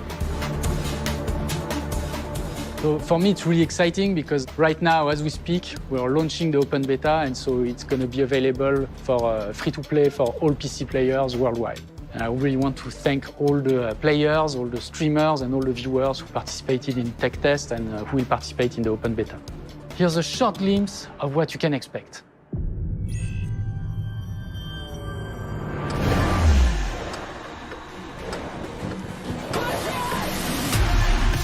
Watch and learn how it's done.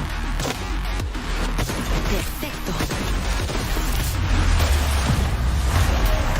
Showtime. That's mine. Let's show them what I'm made of. Go time.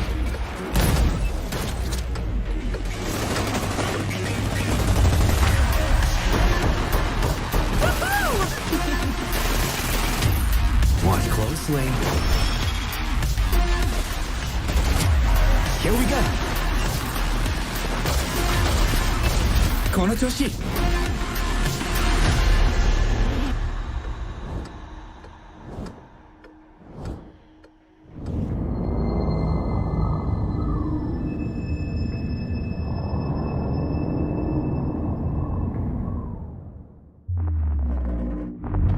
The digital world of the Hyperscape gave our artists and developers incredible freedom when it came to designing characters. Production manager Ana Maria Musca is going to take us behind the scenes of character design.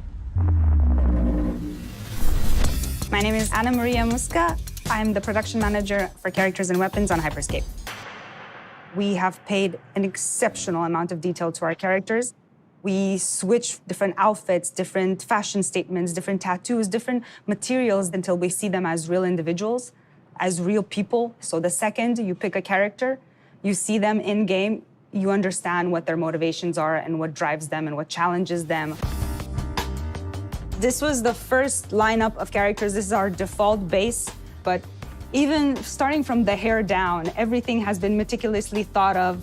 Would this person actually like this type of outfit? Would this person enjoy the type of tattoos that we're putting on them? Will they actually like to be in this body? Each season, we plan to produce new outfits for these characters. So we're hoping some of our players are gonna see the effort and maybe even correlate some of the accessories to what's gonna happen in the game. We're very excited to see it in people's hands. As we move into the next generation of gaming, Ubisoft has been working closely with console makers to take advantage of all the extraordinary capabilities these new consoles will offer. Now we have a special guest to tell us a little more.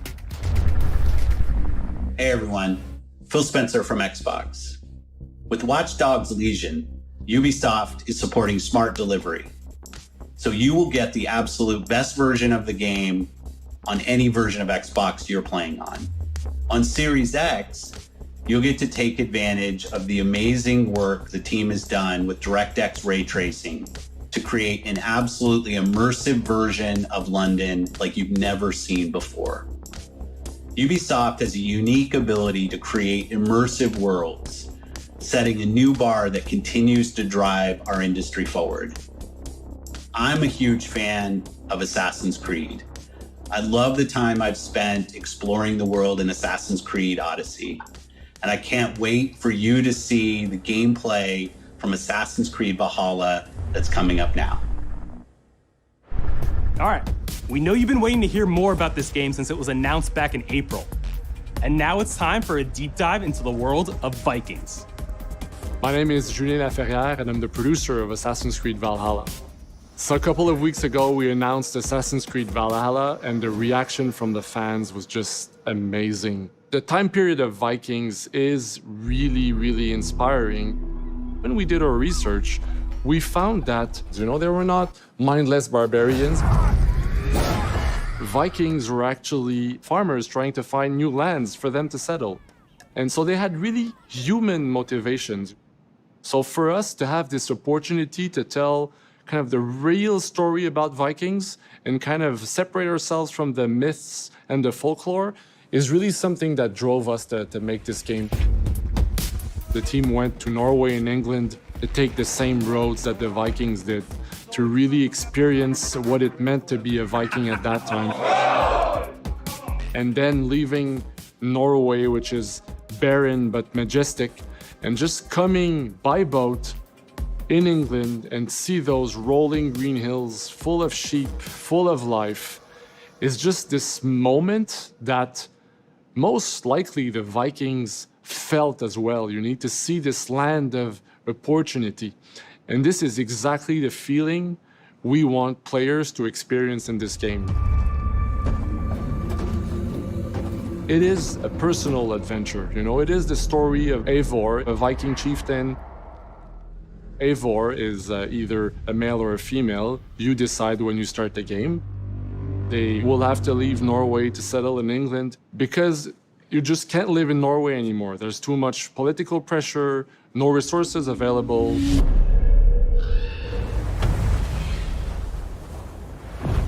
Obviously, in England, it's full of Anglo-Saxons and other people, and they don't really want you there. So you will have to fight your way there to kind of build your own settlement and see your clan prosper. Vikings were brutal warriors. Shields! And the fact that they were mastering a lot of weapons coming from the medieval times really inspired us to kind of revamp the fight system, to leverage the brutality and the intensity of Viking combat. Vikings were not only fighting face-to-face, they were masters of stealth and deception when needed.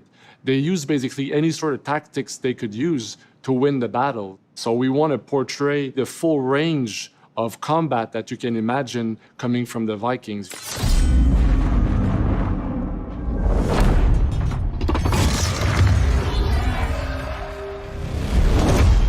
We are very happy to finally be able to show you the game we've all been working on. So please enjoy this deep dive into Assassin's Creed Valhalla.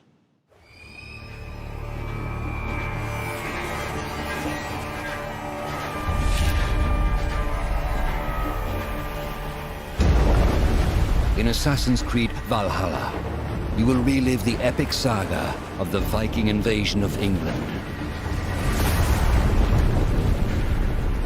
You play as Eivor, a Viking from Norway, who will lead his or her battle-hardened warriors across the North Sea to the British Isles. Eivor is driven by an ambitious goal, to build a thriving Norse settlement in a hostile land. For the good of our clan, it is time we go a Viking. Today we raid, that tomorrow we may build. England is a dark age tangle of broken kingdoms and warring dynasties, a land of opportunity and riches. As you prowl England's rivers by longship, you may raid locations you spot from the shoreline. Ground your ship and blow your horn to lead your raiding crew into battle.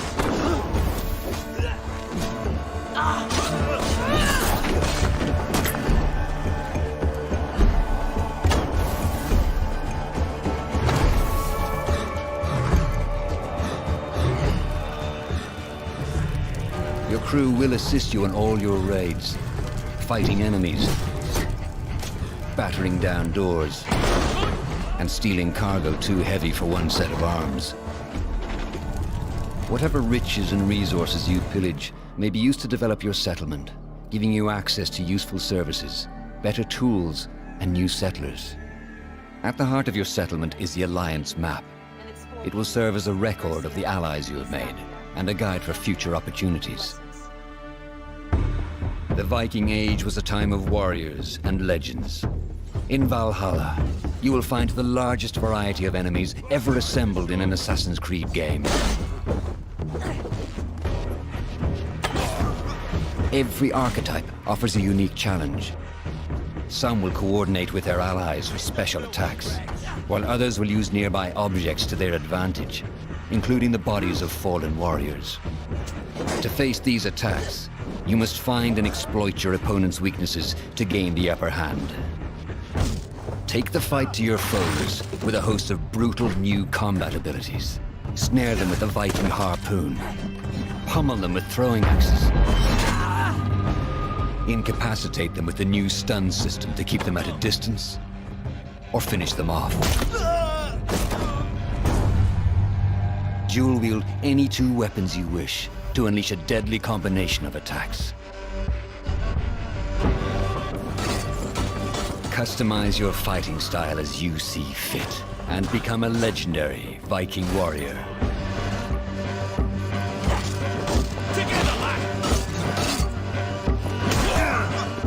All combinations of weapons are available to dual wield, including two shields.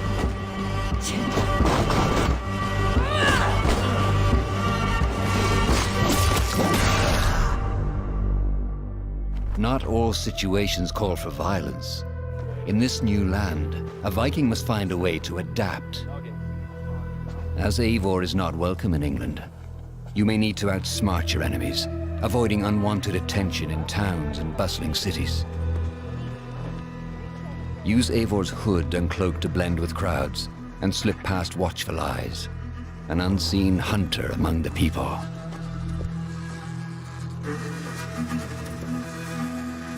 From capital cities and villages to the dense forests and rolling hills of England, exploration is vital to keeping yourself sharp.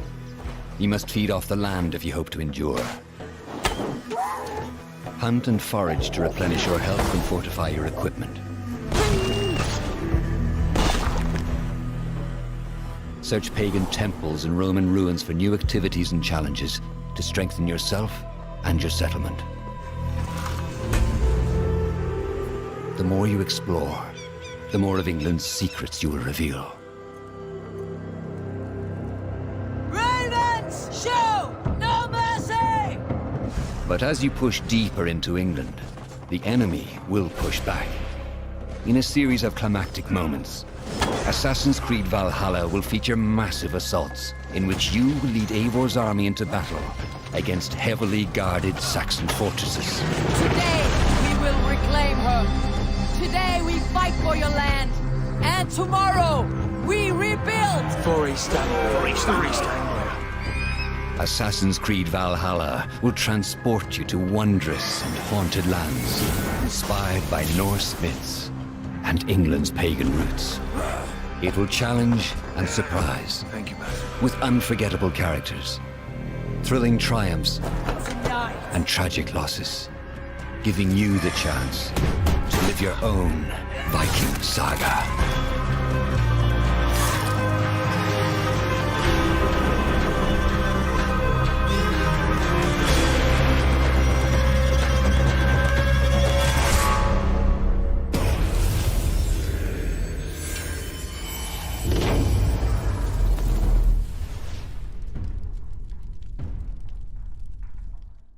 Ninth century England is truly unlike anything the franchise has seen before. Assassin's Creed Valhalla will release this holiday season on Xbox Series X, PlayStation 5, Xbox One, PS4, PC, and Stadia. We're close to wrapping up today, but before we go, our CEO, Yves Guillemot, is here to share a few words. I hope you will have enjoyed what you have seen today, and that you will love playing these games. I'm proud of our teams for delivering an ambitious, broad, and creative lineup of games.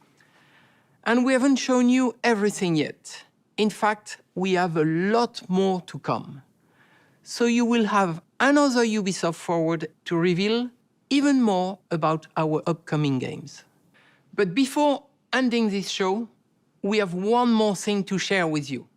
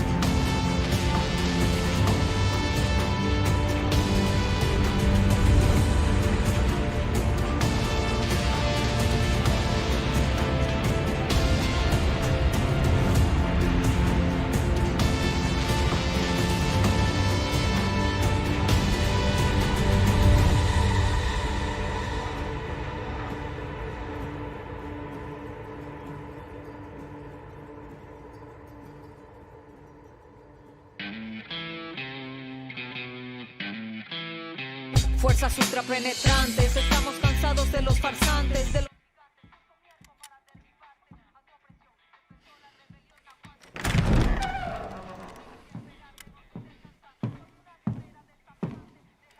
It's beautiful, Miguel.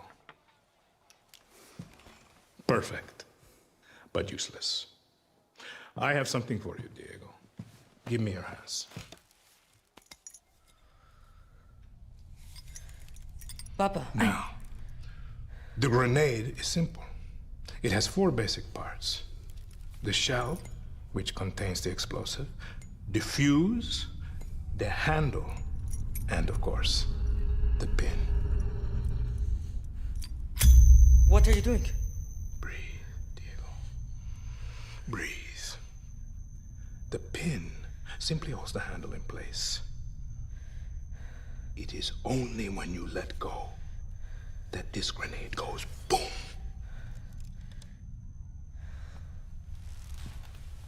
Follow me. Now,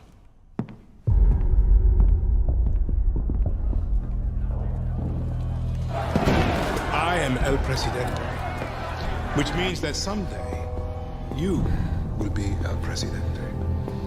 And our people, they do not know how to be happy. They are torn apart by opinions, noise, indecision, strangled by their own freedoms. And even if you have love in your heart, even if you want what's best for them, if you only want to save them from themselves,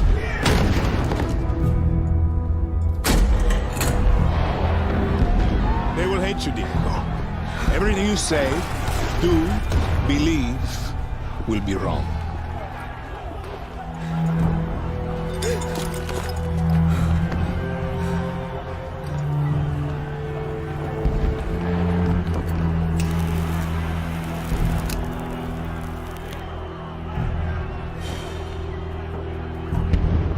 They will answer you with screams, call you evil, a monster, and give you this. So you tell me, are you evil? Are you a monster?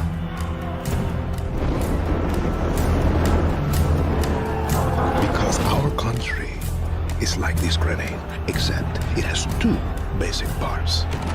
Our people.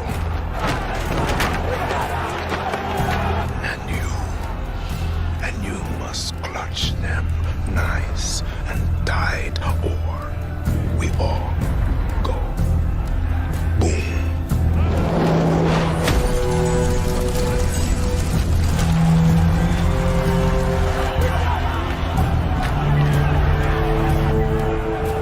You understand now? Prove it.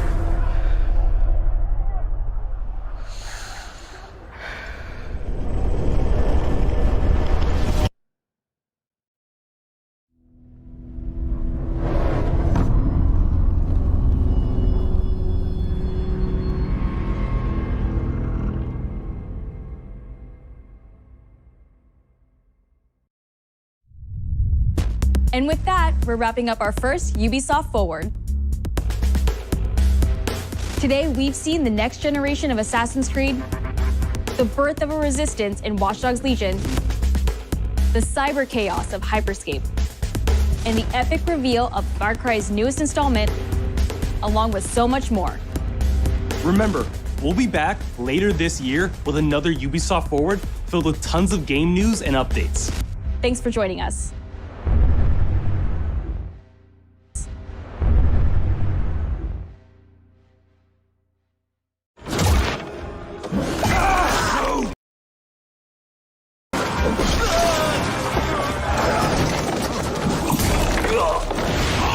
Hey everyone, welcome to the Ubisoft Forward post show. My name is Yusuf Magid, and this is Assassin's Creed Valhalla.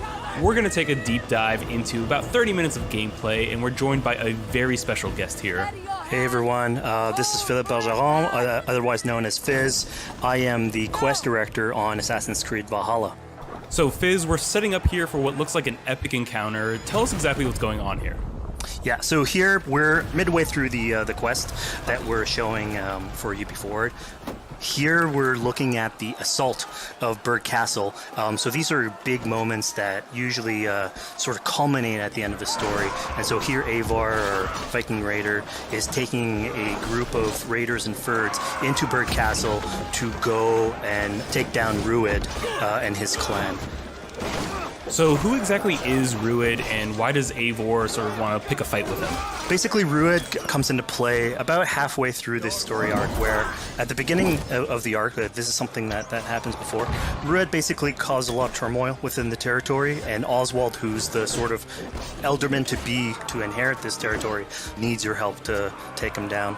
Oswald having just been defeated in a previous quest, and so here this is revenge, but also accomplishing your ultimate goal. So Fizz, as you're talking, we're seeing some of the combat of Valhalla. Can you tell us a little bit about the changes to combat this time around?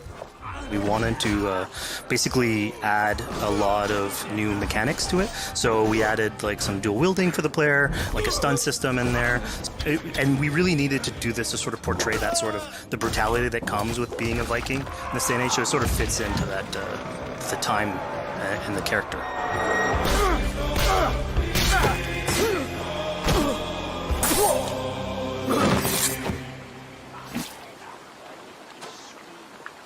Oswald. He lives. Oswald lives! Eivor, is that you?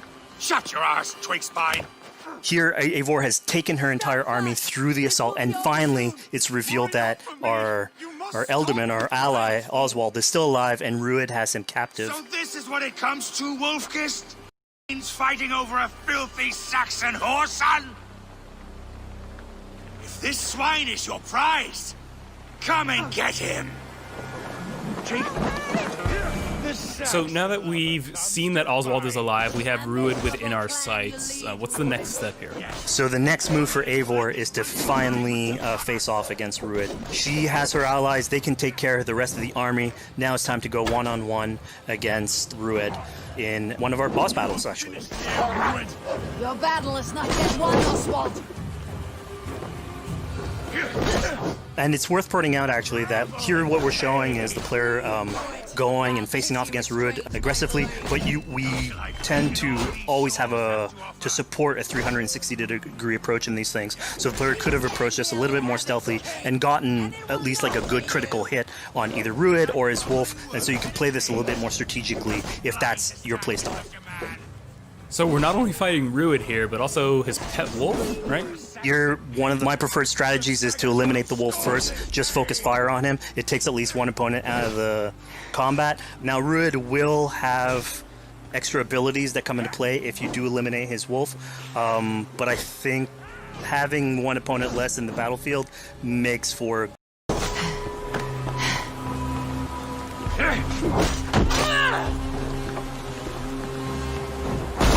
Your efforts. Only the cold dark of Niflheim awaits you. Valhalla is my destiny. That fate will not be met today. Why does they should be roomed, Wolf-kissed? Made thralls, not treated as equals. We are better than this. Than all of them. Do not drag me down to the sewage you wallow in. We just had gained by tooth and nail for a sanction. You throw in with these wastrels? These arrogant swine? Eivor, no! He should be tried before God, a lawful assembly. All right, so we've defeated Rued, we've freed Oswald. What comes next? Oswald, in this case, prefers for Rued to be kept alive, and so you basically have to choose, are you going to go against his wishes or stay true to your nature? So we have this choice to make, but before we get into that, I want to rewind a little bit because we just did this big, grand assault, but Eivor couldn't have done it alone. She clearly had to recruit some folks along the way, get some troops, get some allies. So let's actually rewind and see how we went about first gathering those troops. Right, so when coming up to an assault, It's a game of numbers. Eivor can go into pretty much any location and be a stealthy Viking, eliminating some of the assets, which ultimately would be a strategy. You can do that, and you'll have some of the ingredients or of the assets there that will have been sabotaged, but you still need an army. So here what we're seeing is Eivor going around the countryside and raising what we call a Fyrd, which is the men and the women of the territory who come up and fight in the name of a king. So here Eivor is going around and trying to convince people to fight in the name of Oswald to finally take down the oppressor that is Rued. Defending East Anglia, defending you. Will you not do the same? What? Die in defense of a lost cause? Yeah, so she's really using like the image and like the leadership that Oswald had, what he meant to the people in his name. She's going to recruit these people. Pretty words, Dane. But the men of Theovard have their own battles to fight. So we're told by this Reeve that there are troops, there are allies that he could add to our cause. But first we sort of need to do him a favor, is that right? Yeah, so obviously these people have been run down by Rued and the impact he's had on the territory, so I think a lot of these people have sort of lost hope. And so you need to show them that there is hope. And so here Eivor is basically helping them take back one of their prized locations by taking a couple men and raiding a nearby township, basically taking it back for the people and showing that there's a reason to continue fighting and then get them on your side.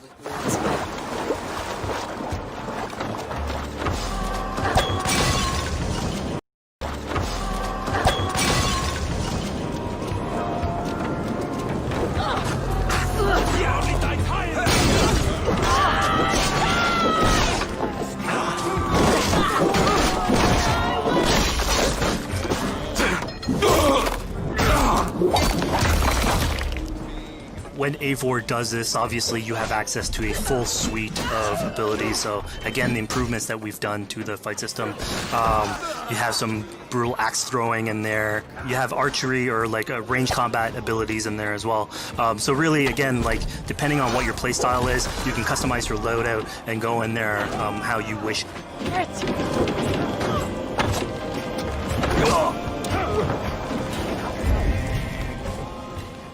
Fizz, we just saw this giant pulse go out. What exactly was that? So that is what we call the Odin sight. The Odin sight is basically our interpretation of the Eagle Vision from previous games, and we thought it was good to sort of bring that back. It's basically Eivor's intuition. It's how she perceives the world. When player uses that, it'll highlight basically interactive objects, like things that will bring her an advantage. So we'll have arrows, like health consumables that are in there. So it really is like a good way of sort of understanding the world and showing you like things that you can go and touch. Yeah, I mean, speaking of things we can touch, we just picked up this awesome new weapon. It's something we wanted to play with on Assassin's Creed Valhalla, where we have fewer weapons in the game, but you can invest in them more, so they become your weapon. And so depending what your preferred playstyle is or your preferred weapon type, then you can go and choose, I'm gonna fight with this weapon and invest heavily into that. Not only are we looting weapons, but we see something here called the Book of Knowledge. Can you tell us a little bit more about that? They unlock skills for the players. So here you can see the Valkyrie dive that has just been unlocked. We have these spread out throughout the world, so again, to promote exploration and discovery. As you travel through the world and you explore locations, you can find these books that will add abilities that you can go and invest in, put into your loadout, then go into the different locations or the different quests in the game and use those depending on what your playstyle is. Now we've recaptured this village, we've secured more troops for our assault. Let's jump back now and figure out what we want to do with Rued. The rightful king of East Anglia has spared your life today, and so it will be.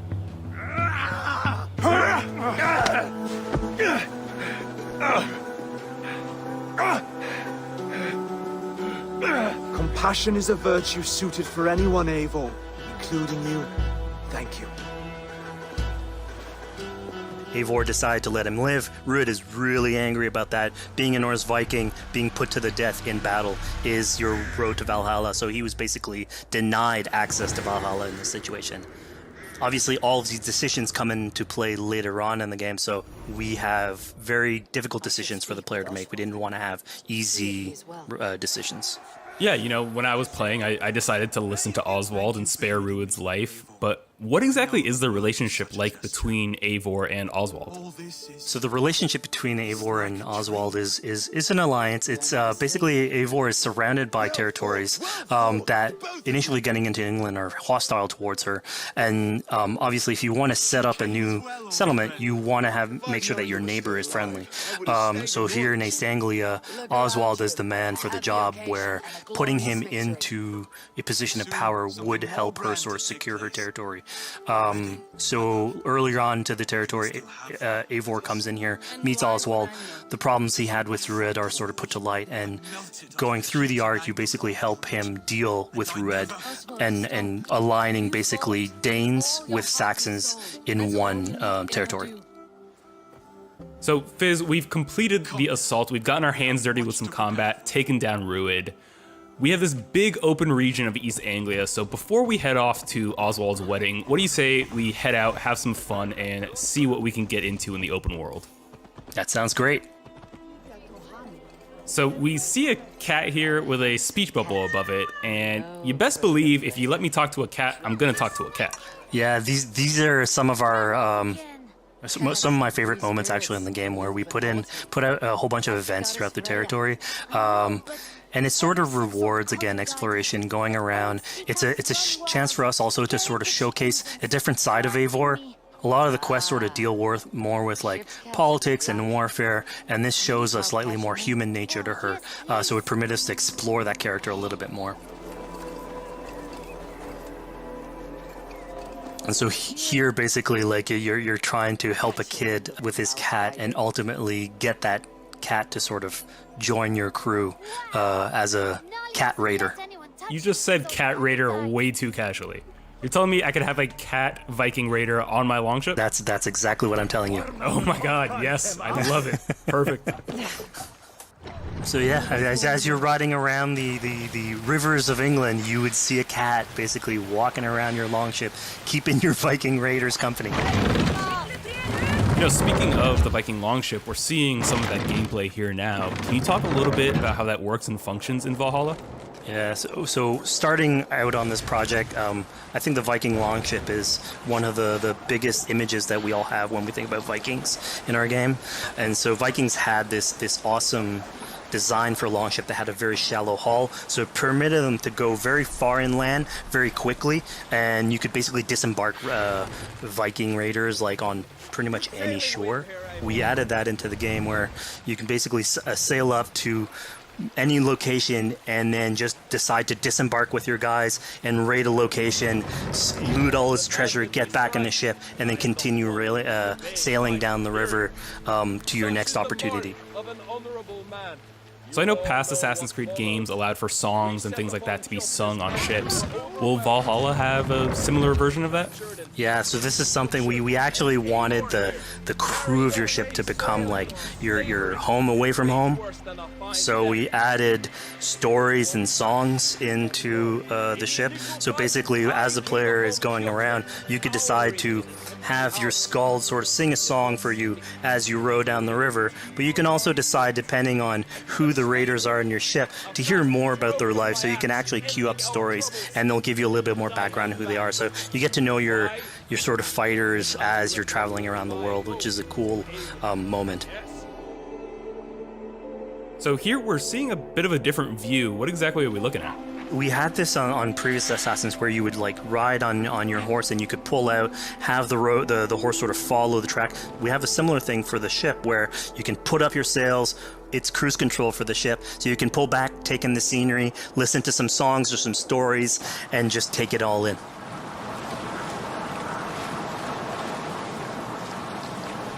So, you know, speaking of Viking songs, we have an activity here that's not exactly singing, but kind of related, right?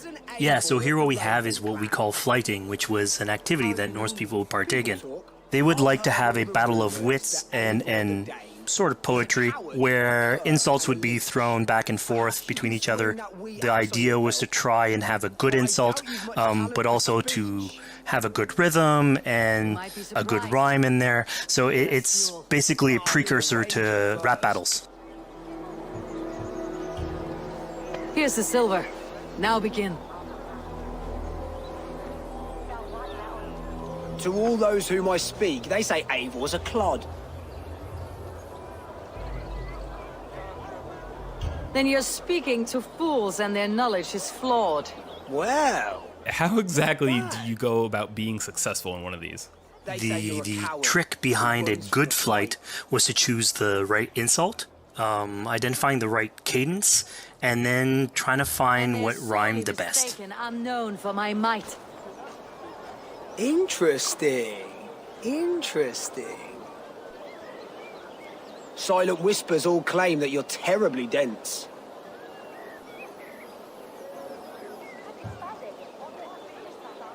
Then you've clearly misheard them. My wit is immense. Oh, you looked out with that one. Well, what a surprise.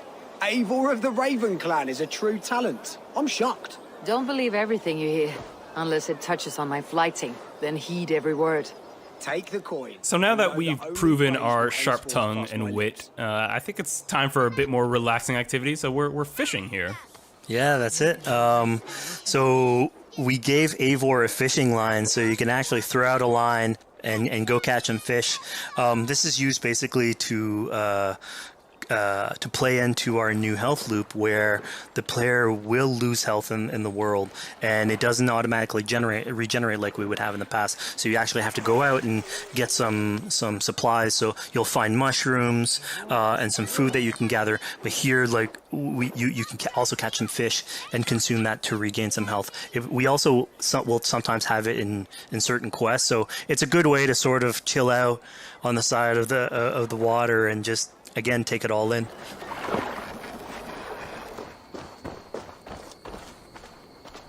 So this is what we call one of our offering altars.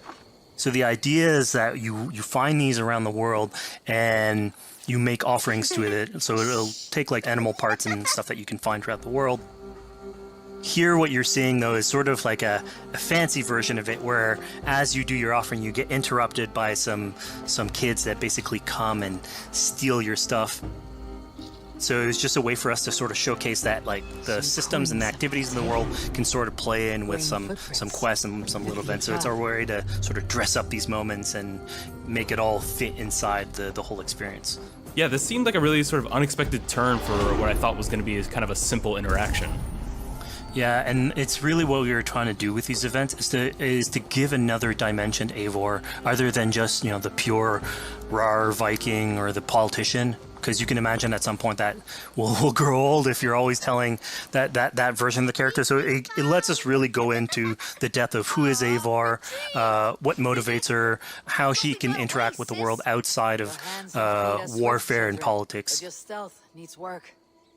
We were close. And it also showcases like a different facet of the world at the same time. It's not only Eivor. So it just widens the breadth of the stories that we can tell. So who exactly are these two children? These are kids of East Anglia. They are going through tough times with whatever Rued's been doing to the territory. And so they're just here trying to survive and basically exploit the people that are there to make offerings. It was kind of nice to see that Eivor wasn't really necessarily upset at them for stealing, and, you know, after you talk to them, you have the choice of helping them. You can, you know, give them food, give them some money, or, you know, maybe just say, hey, good luck, on your way. Yeah, and this is something we also wanted to do a lot. Like, so here we're doing an event, we do it in quests as well, but we want to give a lot of this agency into players' hands so that they can sort of shape Eivor a little bit. Who she is, so it represents them a little bit more, and they can roleplay that a little bit better. And again, it just gives her like a little bit more humanity in these moments. What large walkers should do: provide for small walkers.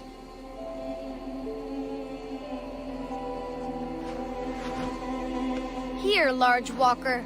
A necklace? Yes, it's a St. Martin seal. You're welcome here anytime, large walker.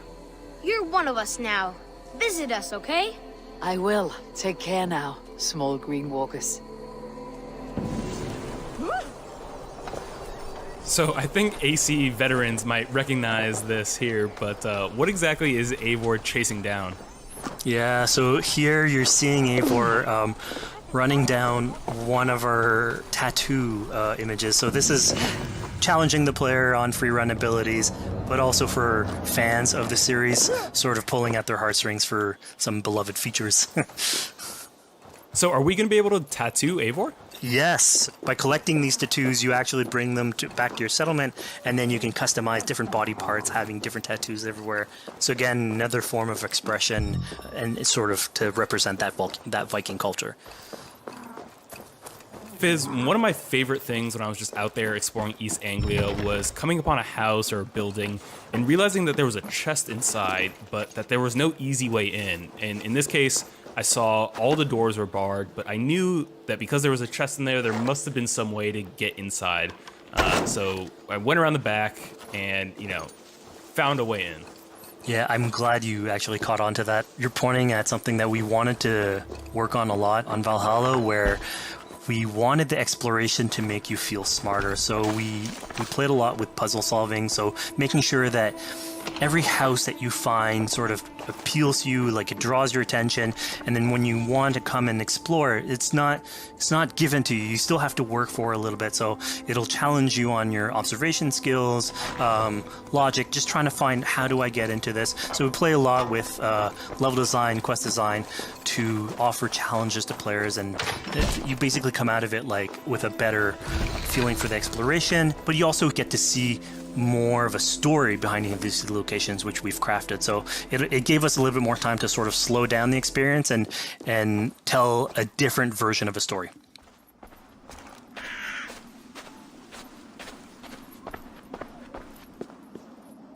A poor victim of someone's fury. Yeah, I mean, speaking about exploration and just finding things out in the world, I was just wandering and came across this clearing and found this kind of morbid altar. Yeah, so this is one of our bigger events that we have scattered in the world. So as Eivor explores, she can find altars like this, and by interacting with them, here it's a trap that's been set by this character named Regan.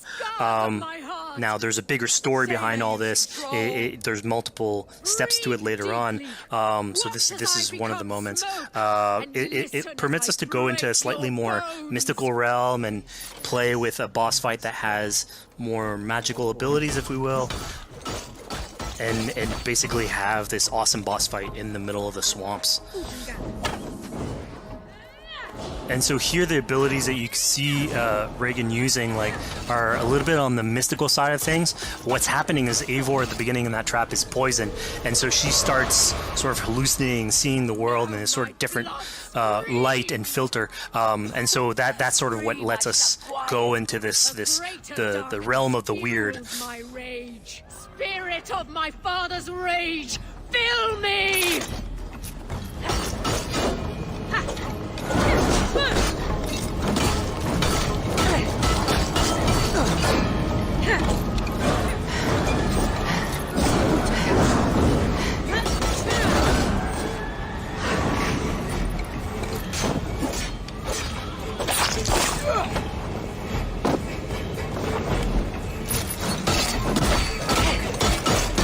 Enough of this crackling and bloodshed. Arrest your demons. So we just saw here that Regan belongs to something called the Daughters of Lyria. Yeah, that's correct. By finding the other daughters, you'll get a little bit more backstory on who they are, so we don't want to spoil that too much. But it creates like a sort of greater story that is not on the main path in any way, but it is still very rich and adds to the lore of this world and actually plays into history. So we just had a really exciting, really intense boss battle. I think it's time for something a little bit more relaxing and calming now. Yeah, it's all about pacing yourself with the highs and the lows. So here we have a low chill moment of what we call building a cairn. So Eivor, as she explores the world, will find these sort of meditative areas where you have a pile of rocks that you could just stack on top of another using physics. And I mean, yeah, the ultimate goal is to try and get the highest pile of rocks, but really it's about taking in the sights, relaxing, taking a step back, and just building something. Together we stack stones into cairns. These? Yes. Think of this as a test of mind and wit. Stack the cairn stones high and wide into any shape you like. I mean, you can spend as much time as you want building these things, making them as high as you want, as weird as you want. I'm sure like a lot of these stuff will end up on the internet, like people comparing structures. And the cool thing is that once you've built it and you decide to get out of it, it sort of stays there. And so that's yours, right? And until the moment where you come back and you want to build a new one. It's sort of cool that we were able to give that to players to express themselves. At this point in the demo, we've explored East Anglia, we've met some children, we've broken into a house, we fought a boss, we built a cairn. I think now it's finally time to go and head off to Oswald's wedding. Yeah, so this is the moment it's all been building up to. By the moment you get into the territory, it's sort of like mentioned by Oswald that he's trying to get married with his Dane lady. And so as you go through the arc, that's sort of like the underlying thread. Really, it's about Rued creating turmoil in the territory and helping Oswald sort of get above that and show that he's a good leader. And so you finally, after going through all of that arc, finally get these two together, go through their wedding, and you're invited to attend the ceremony.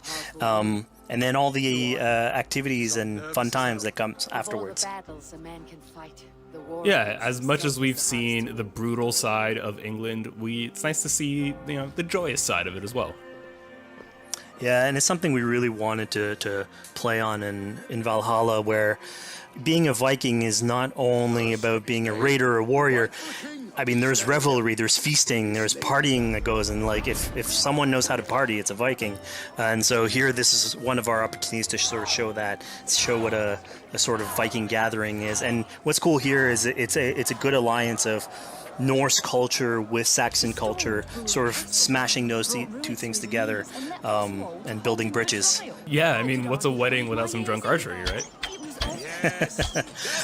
Yeah, so like anything can happen in a Viking event, right? Eivor, yeah, here, just get drunk, shoot some arrows.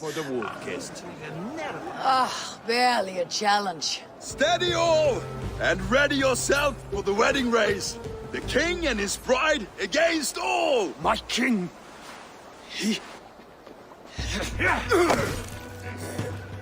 So here we see the decision I made to spare Rued came back to bite us. Yep, that's the decision you made coming back. So as we said before, all of your decisions have consequences, and this is a big one. I challenge you.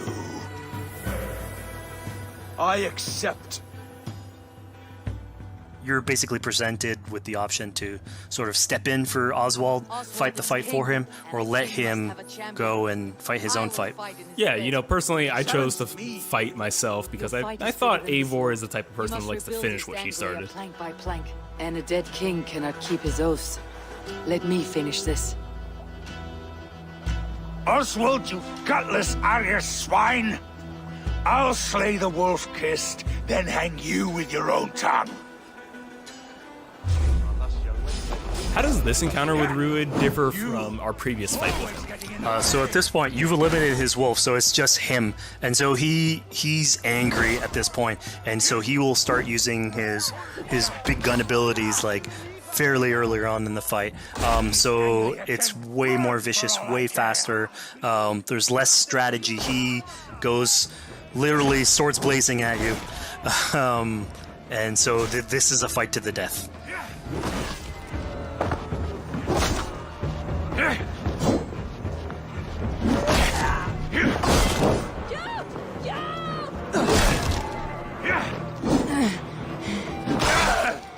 And of course here, like, this is a decision you made to go and fight him, but there's multiple outcomes to this scenario. You could have let Oswald fight his own fight and prove basically his station as the rightful leader.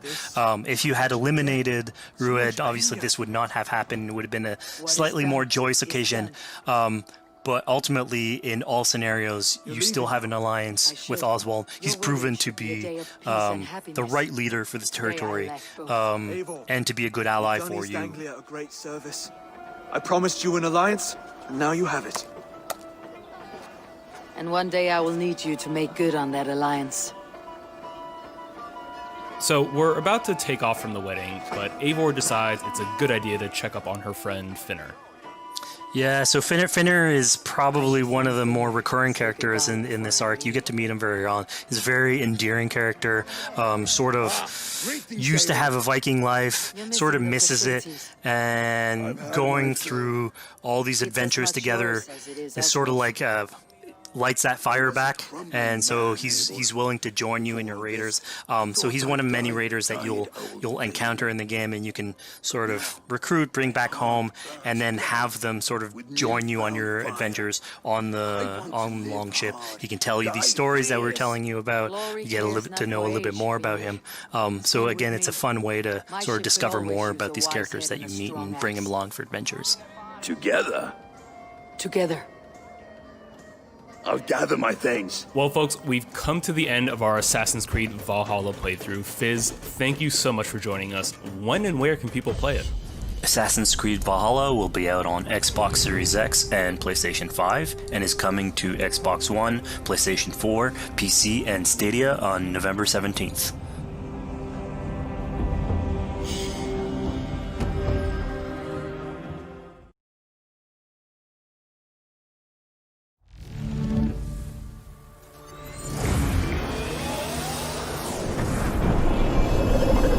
Everybody, thanks for joining us. My name is Eric Pope. I'm the Senior Community Developer on Hyperscape. And I'm Graham Jennings. I'm the Senior Producer on Hyperscape.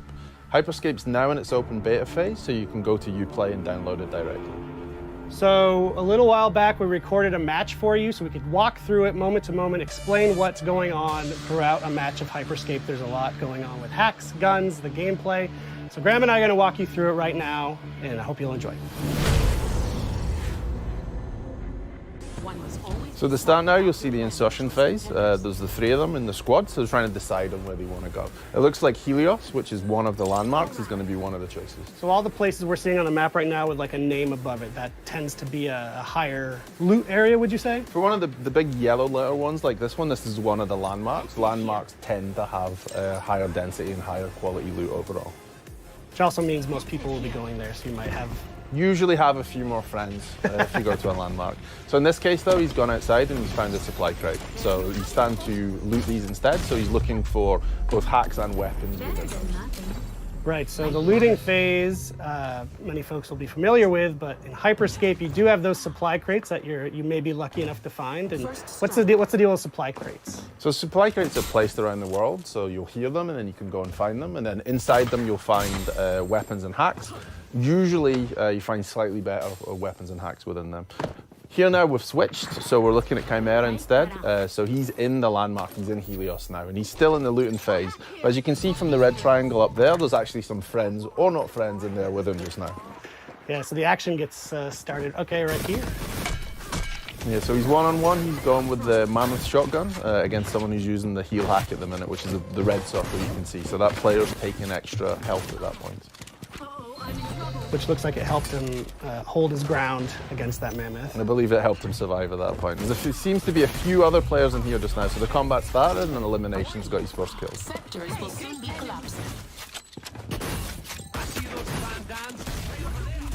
Oh no, so he's just been eliminated actually. Yeah. So he just, he's been eliminated and he's turned into an echo now. So he's going to wait for his friends to bring him back. So he's going to go to one of these restore points, which are basically places where someone else from another squad's been eliminated, and you can be restored and brought back to life at one of those points. So the action pretty much never stops in the game. If you're eliminated, you're not out. You're not stuck watching a camera with someone else. You're still playing. You can inform your squad as to what's going on, and then you can call to be restored at one of those points. There's plenty of people, like you said, who ended up at Helios at the end. There's at least 3 other squads. So we can also see when you have a teammate who needs a revive, it's called out on your... Yeah, the green icon you can see at the side is him calling for a revive at this point. So Mr. Gomi's busy eliminating other players, which will cause more revive points to appear as well. This guy's low on health, so I don't think he's going to last long for that. Okay, so I see once someone's eliminated, they drop a revive point that you can use. What you'll actually see at the minute now is both Chimera and Elimination are both echoes, so it's just Mr. Gomi by himself at present time. So can he survive this and get through? He's going again. There's still a few other players in here, that's for sure. So that was the slam hack he used there. So basically he projected himself up in the air, he landed, he dealt some damage, and he's managed to eliminate the other player. Yeah, he got the elimination with it, which is pretty good. And then he's starting to bring back Chimera at this point, so he's now back into the game. Right. So he's got to reloot and find new weapons again, because when you are eliminated, you go back to just your melee weapon. Okay, so you don't hold on to your gear when you get eliminated. No. So this is the start of the decay you can see. So you see all these blue triangles that are appearing. This is how we basically do, map size reduction and zone reduction to bring players towards a smaller map into the center. So instead of having a circle that shrinks, we've decided to actually dissolve the map. And is it kind of the same? Will you always know which districts are decaying first? You can see from the map when you bring it up what's going, and you'll also see the icon when he turned on the left-hand side of the screen a second ago, which shows you where the safe area to go is. So at the top it will show you sector is closing, and then you've got the little icon of the person running with a distance against it. That tells you where to go to the next safe place.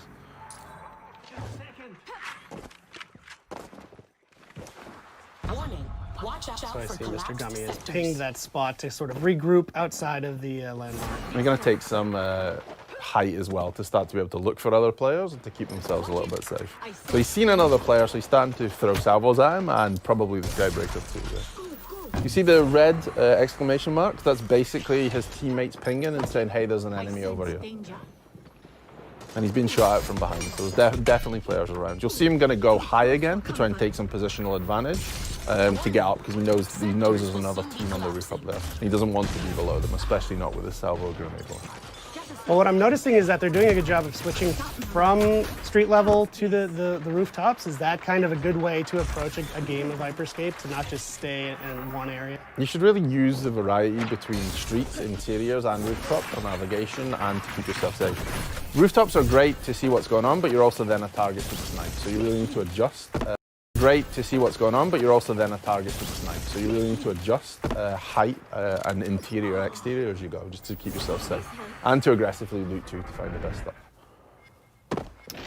So he just picked up a golden Skybreaker. What does the gold mean? That is the top tier of Skybreaker. So basically, you can have a level 5 Skybreaker, which is what he just picked up. We will fusion weapons together. So if you have a Skybreaker and you find another Skybreaker, it will go to level 2. Find another one, it will go to level 3. And what he has now, as you can see in the bottom bar there with the yellow, he has the top tier of the Skybreaker, so this does more damage.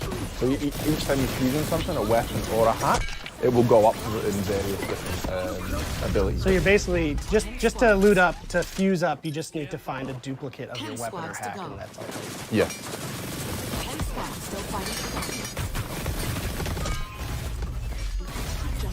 So you'll see though on the left, when you see the other players' names, you can see that Mr. Gomi has 2 yellow weapons and a yellow hack. So he has 2 fully fused weapons and 1 fully fused hack. And how does healing work in this game?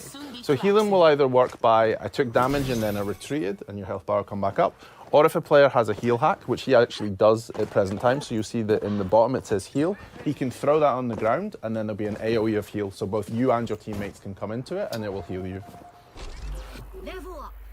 And enemies cannot heal up in that same AoE? They can't heal up in your AoE, but they could also use the heal hack themselves if they wish. Cool. So you see them now, they're starting to hunt again. I guess I've heard some other players, because you can see them starting to move around, and there's a sense that they're not alone at this point.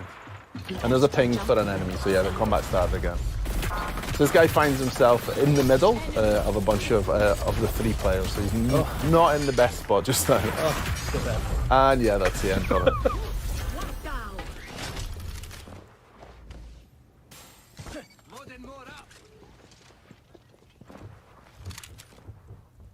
sector has collapsed. So if you manage to fusion one of his hacks, then again.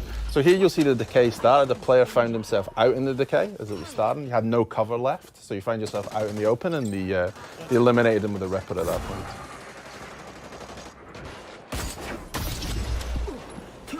And another one down for elimination. He seems to be on a roll at this point.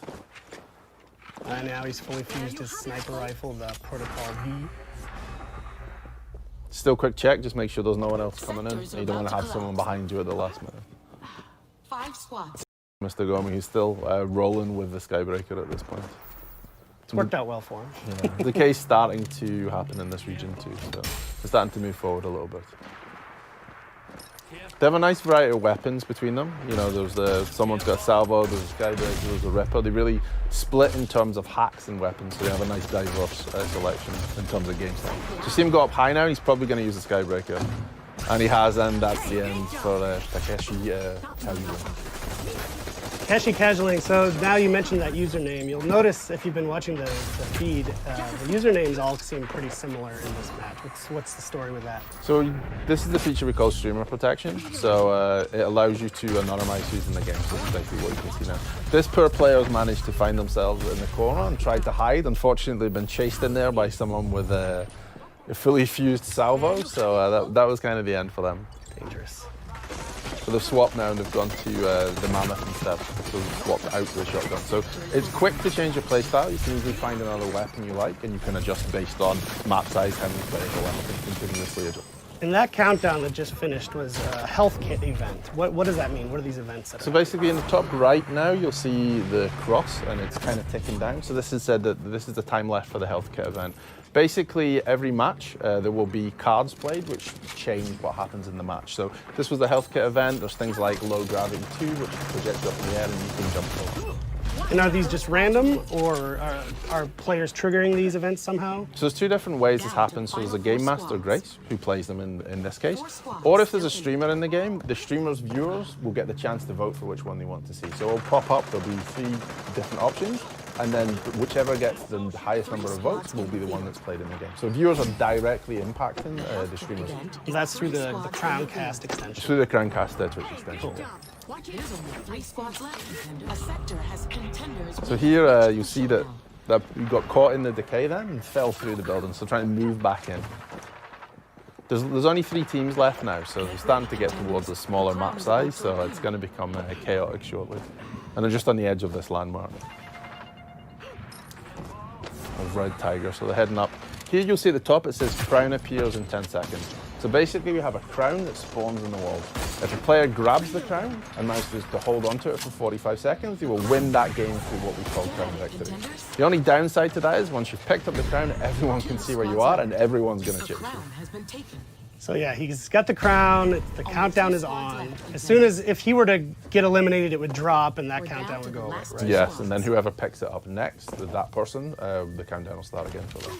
And that's only one of the 2 ways you can win a match of Hyperscape, right? Yeah, you can win via the crown if you want to take it and maneuver. This is why you'll see the really high up to own the higher space, or you can eliminate all the other teams.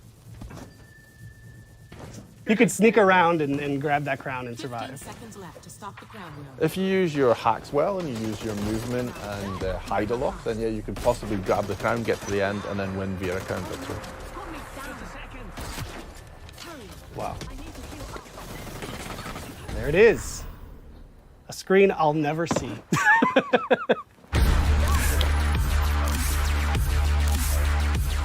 All right, well, that was just one match of the frenetic, fast-paced game, Hyperscape, that we are both very lucky to work on. Thank you for joining us.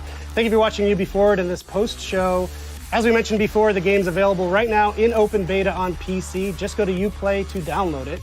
And we're also thrilled to be taking part in a Twitch Rivals event with the information appearing magically on the screen below us.